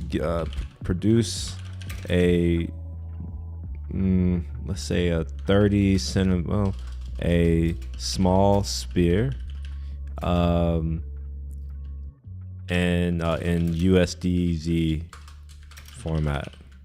Let's see if it can figure out how to do that. Oh, it's analyzing. Okay. I hope it's not going to try to do vision, because I don't want that. Seems the Python environment doesn't have access to the necessary libraries. Pixar, PXR from Pixar to create a USD file directly. Unfortunately, I can't generate and manipulate USD files directly in the environment. How about this? Let's say produce the code that generates a sphere in USD format. See if we can do that.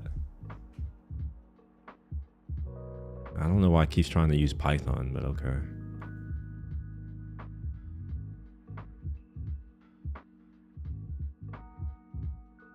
All right, no, never mind. It's not gonna do it. Fine. Just pretend that it looks like JSON, kind of, or it can look like JSON. We'll just go with that.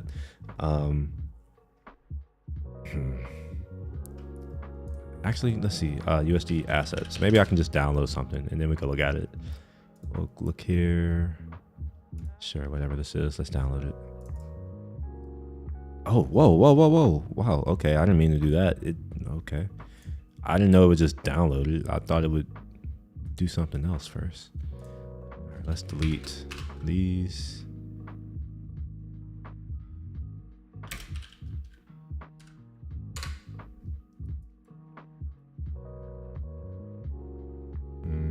Here we are. So put this here, and I want to see if this is a packet. Oh, here we are. So CPK yeah. So this could just be this may not be a binary. This could be a package. Let's look and see.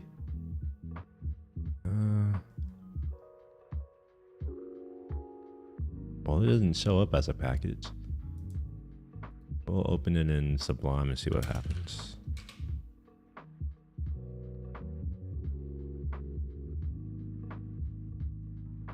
Oh no, it's showing up as binary. Okay, so I do need to do something. It's in real. Okay, yeah, shit. Okay, we'll go into the downloads. And this is something HE something, CD HE something. Wait, am I in the right place? HAB. Wait, am I? Oh yeah, I'm here. Okay, here we are. So we're going here. Yo, what's up? How you doing? I'll go into that. See if I can do that. Nope, can't do it. Shit. All right, well then I guess I can't show it. Never mind. We'll just ignore it. Let's move on though. I want to see what I'm able to do. I'm gonna say place cubes. So it must be falling back. Oh, it just crashed. Did it just crash? Look at that. Okay, look, yeah, okay.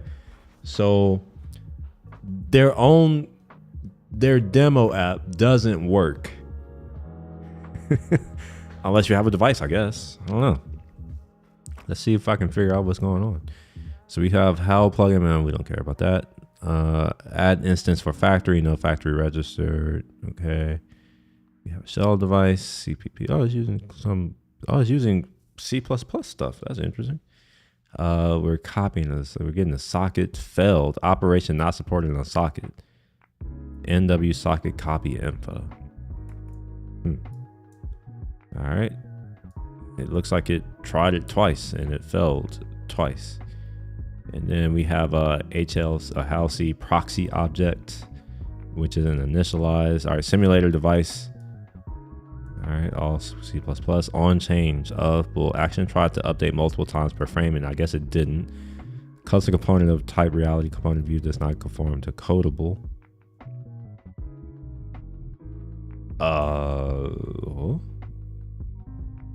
I thought that if you used Reality Pro that it would automatically make the things codable. Interesting. Unable to present an immersive space for ID cube mesh interaction error. Domain FBS workspace error something doesn't matter. Invalid. Okay.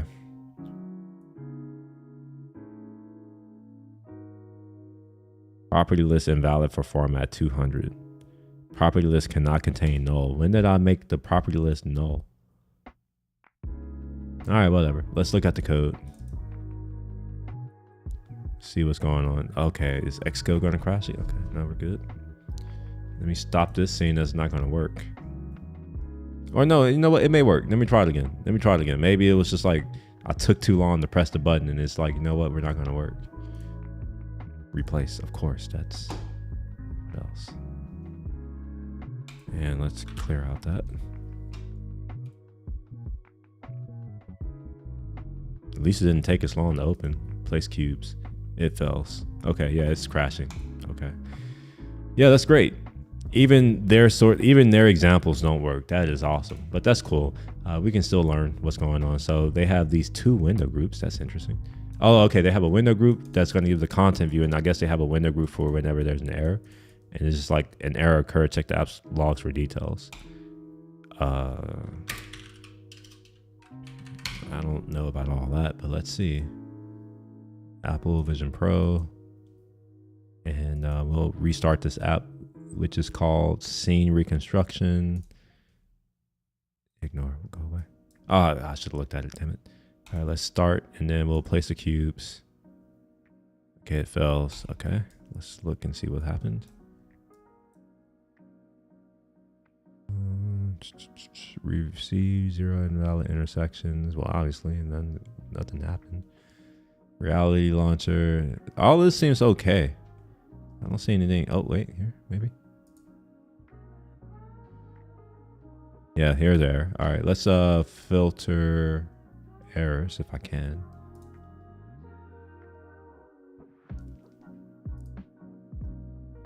Okay, scene reconstruction example on change. Okay, that's the same error. Action tried to update multiple times per frame. Details. Let's look at it. Nothing useful. Backboard D daemon. Is that what that is? Backboard daemon. So we get touch mode usage. Let's just go through some of these. Surfboard. Okay, there's a surfboard process. Backboard. Oh, there are two. Okay, so there's reality chrome. There's surfboard. What the hell is surfboard? An error occurred when terminating the scene. SFB scene sessions. Okay. All right. What's a surfboard? Let's see.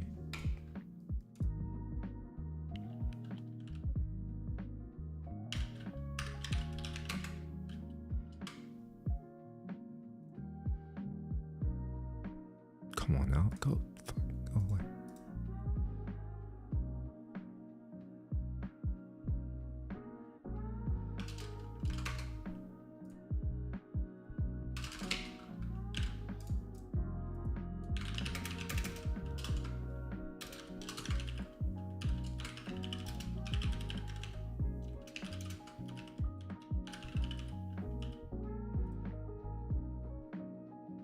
Yeah, that's backboard daemon. One of our surfboard and backboard D processes in iOS, or I don't know what to say, iOS. I'm assuming that this is iOS. Springboard. Oh, it's springboard in iOS, but it's surfboard here. Springboard. This is essentially the iOS home screen. Ah, okay. So I wonder if I don't know. One of these is backboard, one of these is surfboard. I don't know which one is which. Backboard. This process manages user input and event handling, such as touch screen input. Okay, so surfboard must be the home screen. Let's do this again. What is surfboard in Vision OS?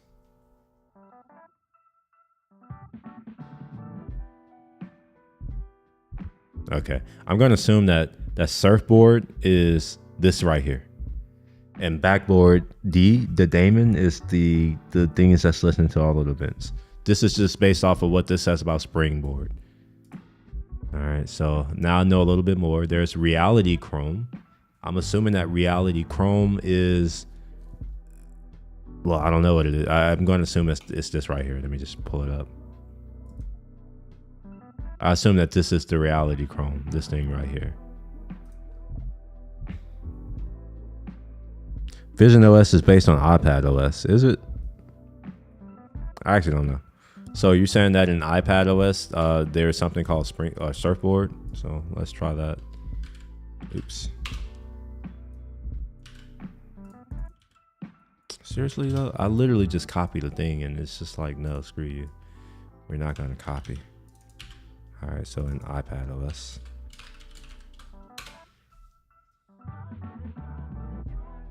Nah, iPad OS is the same. So I've always looked at iPad OS as like, I mean, they're all based off of Mac OS at some point, like the kernel. And I was under the impression that iPad OS was derived from iOS. I mean, you may be right, but I don't think that Vision OS is derived from iOS or iPad OS in the least, because I mean, it's fundamentally different. For iOS and iPad OS, the main input is touch. So it makes sense that those two would be similar.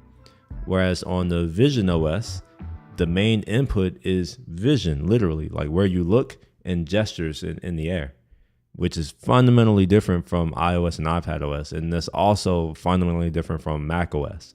Now, obviously, you can use a mouse and a keyboard on across all of their devices, but I think that's hooking more into the kernel stuff, which I'm going to assume this is backboard D here. It's just my assumption. I don't know because it's not documented as far as I'm aware. As far as I'm aware, it's not documented anyway. So this is mostly just me piecing together based off of knowing nothing about anything else. Let's see, reality Chrome error encountered while trying to decode action descriptors array. Oh, that's interesting. Because the action descriptor, what I assume would be me clicking this place cube, but that happens after here and it crashed. When did it crash? Ray tracer. Yeah, it's not clear where this crashed. Oh, maybe, oh no, maybe this is it. Receive 0 invalid intersections. No, that's not a crash. 31 with no intersection. Decode mismatch for %. Oh, okay. Got string public size 35. Oh, whoa. Decode mismatch. Huh. Interesting. Where's Xcode at? Where are you hiding? All right, so we have a window group, immersive space. So here's the immersive space. And the thing about immersive spaces is that you have to enter into it. Like you need to provide a way to go into it. So even though we have all of these things, it's not necessarily that you'll just see it. Let logger equal logger subsystem com apple sample scene reconstruction example code. Okay. Let's look to see how we're entering into this immersive space. I have a feeling how we're doing it, but I don't know for sure. All right, place cubes is on show immersive space. Okay. On change of show immersive space. Yeah. It should show immersive space. So I think this is where it has to like ask the subsystem, do you have permission to even do this? All right, so we're probably gonna get to this opened. Okay. What is this? This is the, okay, we're not getting to there. We're also not getting to here either. Although this is a good example of how to set up like all the AR stuff. So with ARKit, you do have to create a session first. That's what we're doing. And this is one of the providers. There are other providers. I'll show you one. So we can say like let plane tracking equal plane detection provider, like so. And what you can do is that whenever you you new up your session, like when you call run, where's run at? Run is here somewhere. It should be here. Let's find that. Run.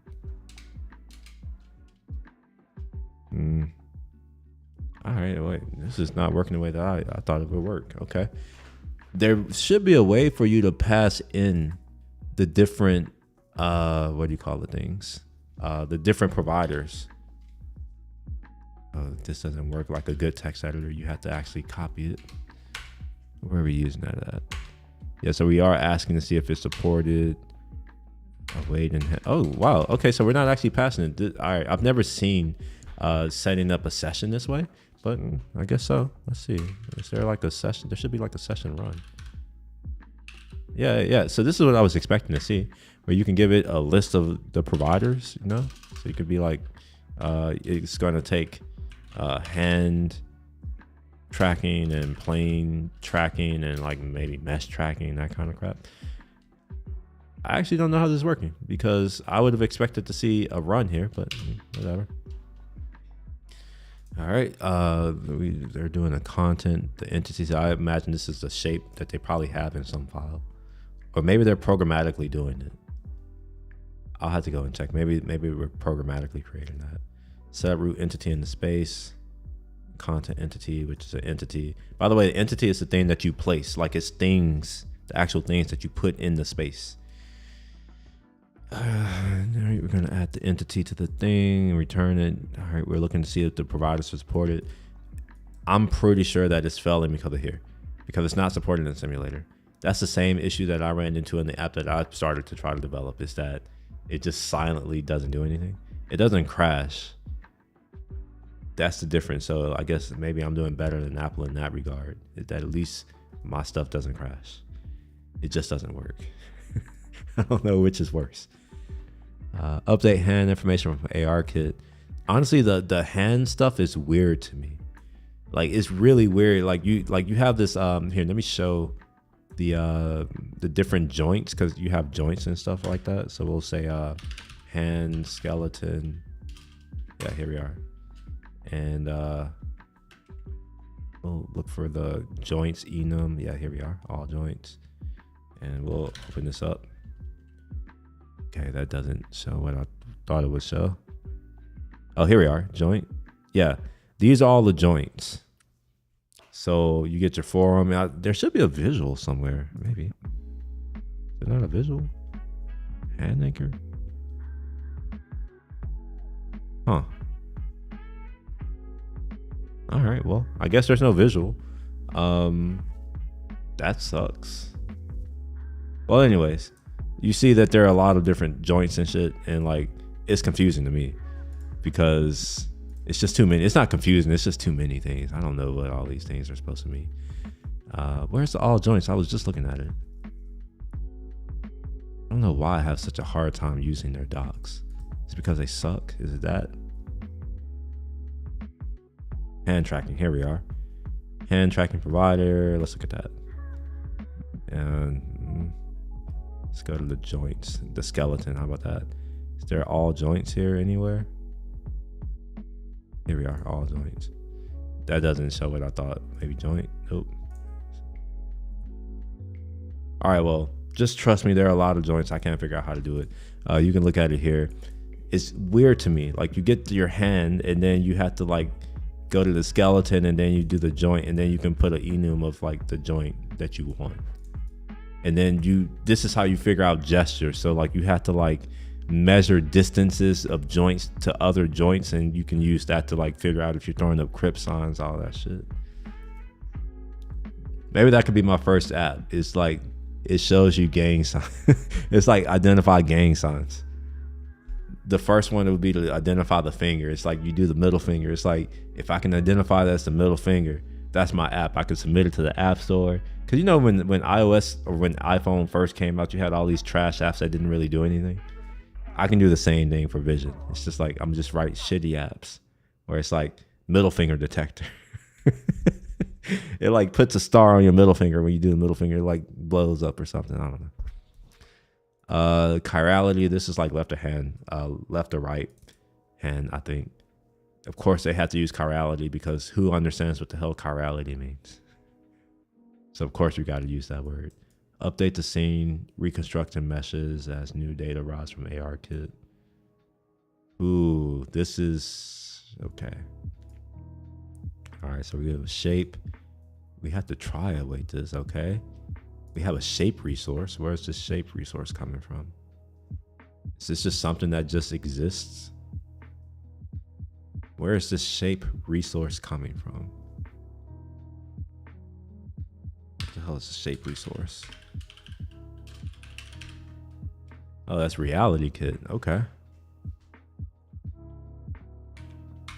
All right, let's see what they have to say. What they have to say for themselves.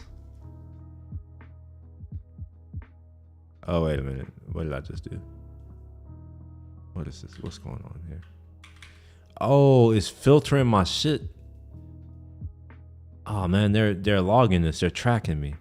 I don't know. No, we can't have that. There we go. Don't be tracking me. I wonder how I turn this off. I'll pay for this too. I don't want my stuff to be tracked.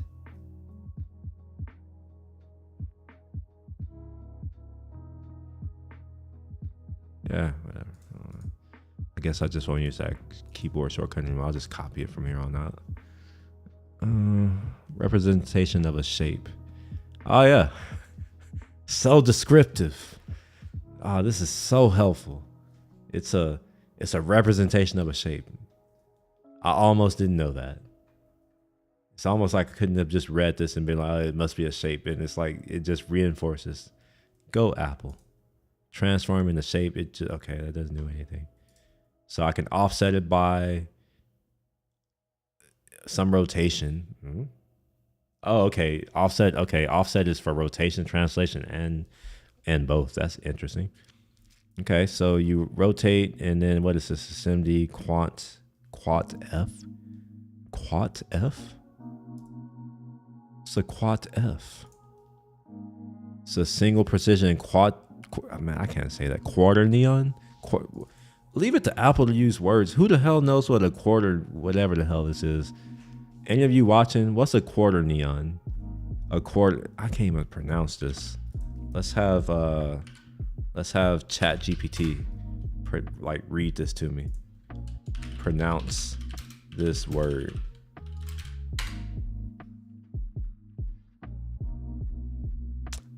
I said pronounce it. Quaternia. Use your voice.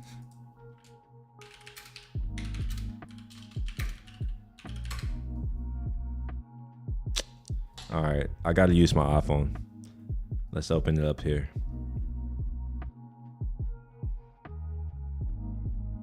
How do you say quaternion?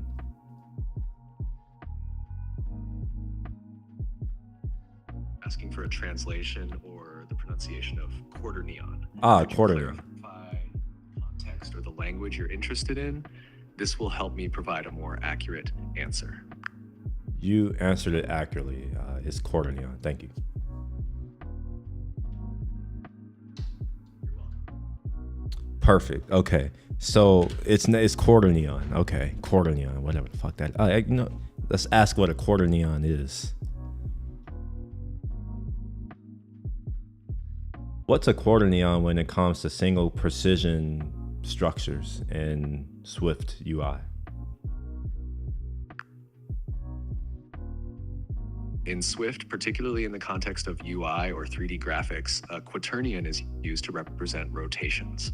A quaternion is a complex mathematical structure that provides a more compact and less ambiguous way to represent 3D rotations than traditional methods like Euler angles or rotation matrices. Swift's use of quaternions, especially with single precision, using float rather than double, is crucial for 3D graphics and animations, where it's important to manage rotations efficiently and avoid common issues like gimbal lock.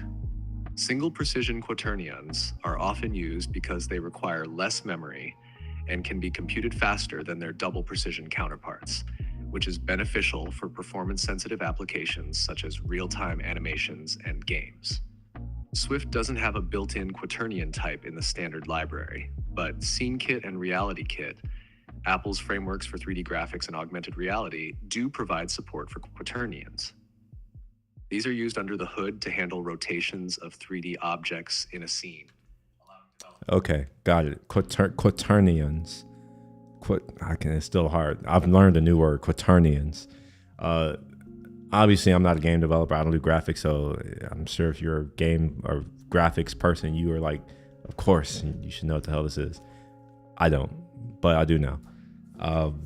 It makes me regret not taking a computer graphics course when I was in college. I guess I could go back because actually no, I think I've missed the deadline. So I had I was in graduate school. You get 5 years to finish. I think it's been 5 years. I'm not going back. Screw that. But yeah, cool. So this thing, it takes a quaternion, this offset here, and then it's going to return back a shape resource. Okay. I can generate boxes. I can generate a sphere. Oh, this is for collision components. This is actually really useful because I am going to need to do that when I look at something and do a thing and touch it. It needs to know where it is. So this is actually really useful. What I'm getting at is I'm going to have a word. So let's open up Obsidian real quick. All right, why am I waiting so long?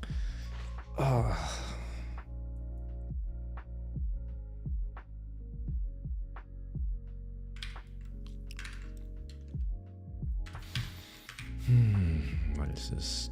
Trophies? Whatever. We'll just open up a new one of these. Where's it at here? Blind me right quick. Okay.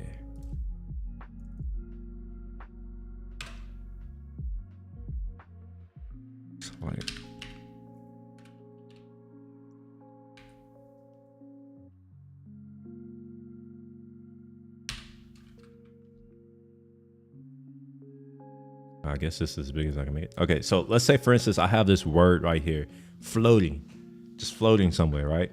Well, if I go to it, this is just text. I would like to be able to interact with the word, be able to take it and move it around maybe.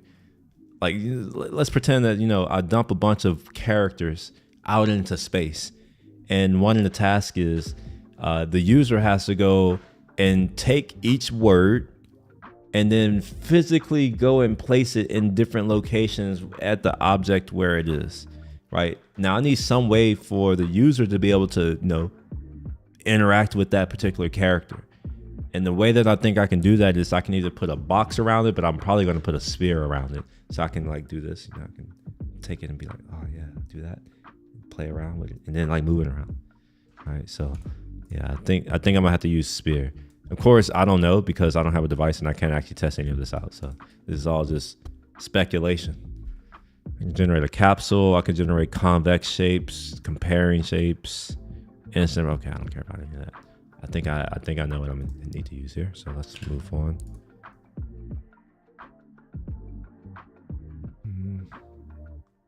Okay, so this is going to generate a static mesh. Wait, I didn't see that. Shape resource. I didn't see static mesh. Generate. Oh no, okay, maybe I just didn't read. I didn't go down far enough. Creates a mesh-based collision shape derived from an ARKit scene understanding mesh anchor. All right, so I may have to use this because I think I am going to have to use meshes, but I may start out with planes because that may be easier. Then I can move on to mesh. So non-isolated, okay, whatever. Give it a mesh anchor. The mesh anchor, which will be used for the collision shape. This anchor must have mesh anchor geometry faces primitive equal to triangle. Wait, what? I don't know if I understand. Returns a new shape. The return shape resource can only be used under the following circumstances. The shape can only be used with physics body mode static. Not, okay, that's cool. I won't be using those. This shape cannot be used with collision component mode trigger. I'm not even sure what that means yet. In other words, the return shape can only be used for static world geometry, which I think that's what I want. Generating the shape resource from the AR mesh takes time. Because the input mesh must be pre-processed by the physics engine before it can be used. This function is marked async because ideally this pre-computation should occur in the background. For example, when calling from a non-async code, use Swift's task API to assign a priority. Below is an example of using this function. Okay. We get an anchor, mesh anchor. It's recommended to use a low priority task considering the collisions. Mesh can take a while. All right, so we do a task with a priority. We generate a shape, that thing. Now we can do something with the shape, such as create an entity with it. Make sure to call non-async reality methods from the main actor. To call non-async. Oh wait, main actor run let entity any component collision self equal. Oh, I guess it's just a hash. Okay, that's interesting. Note the mode cannot be set to dynamic, only static is supported. Okay. Sure. I assume that's what we're doing. So yeah, we're generating a thing. Else we continue. So we're looping. Oh, okay. So we're going through all of the anchor. Okay, I see what's happening here. So any anchor that's changed is going to end up in this, I'm gonna just call it this enumerable, something like that. We're going to iterate over it. We'll get all the updates. And if this isn't, like, if we can't do this, then we'll just move on to the next anchor. All right. And then on the update, we're going to switch on the event. If it's added, we're going to model entity. What the hell is model entity?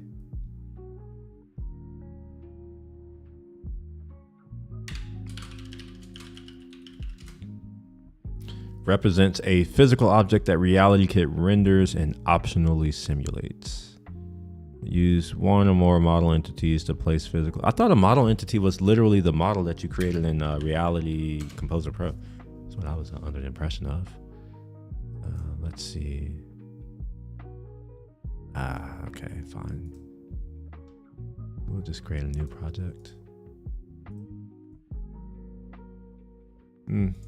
Scene is actually what I want. Oh, we're lagging. I think it's almost about time to end, because as soon as we start lagging, it's like a sign where it's like, yeah, I should just go. I'm at 2 hours too. All right, yeah, we're good. All right, so let's throw in a oops. a new thingamajig. Go to primitive shapes. I thought I had an asset. Okay, I guess I don't have any assets anymore, so we'll just throw in a cube. Okay. Yeah, so like this is what I thought when you save this. I thought that this was a model entity. I guess we could put a material on here. We'll say physically based. All right. Oh, here we are. Do another color. Oh, that's the fuser. I'm tripping. I'm not even doing anything. And I guess you could do shaders. I'm not about to do this. All right, so I thought this was a model, but apparently, I guess I could just create a model, just willy-nilly. Create a model, yeah. I guess I can. You could do it programmatically. I mean, I knew I could do it programmatically. I just know that I didn't know this is how you did it. I thought there was some other way. So yeah, you just create this model entity thing and then entity transform. This should be the location where it's going to be. Matrix. Okay, so we're going to give it all of the values where it should place itself. Mesh anchor, origin from anchor. Okay, so origin from anchor transform. I want to say, yeah, I get that for free. I don't have to worry about that. Collision component. All right, we're passing the shape. It's static true component set. Okay. Physics body static. That's the thing that they say we have to do. Mesh entity, mesh anchor ID equals that entity. So I guess we're adding it to this thing of entities under this ID. So I guess in later times when we do update it, we'll find about the ID and then update it that way. Yeah, and then we add the content, or we add the entity to the content. And then here, yeah, guard let entity mesh. And if it doesn't exist, we'll continue because there's none to update.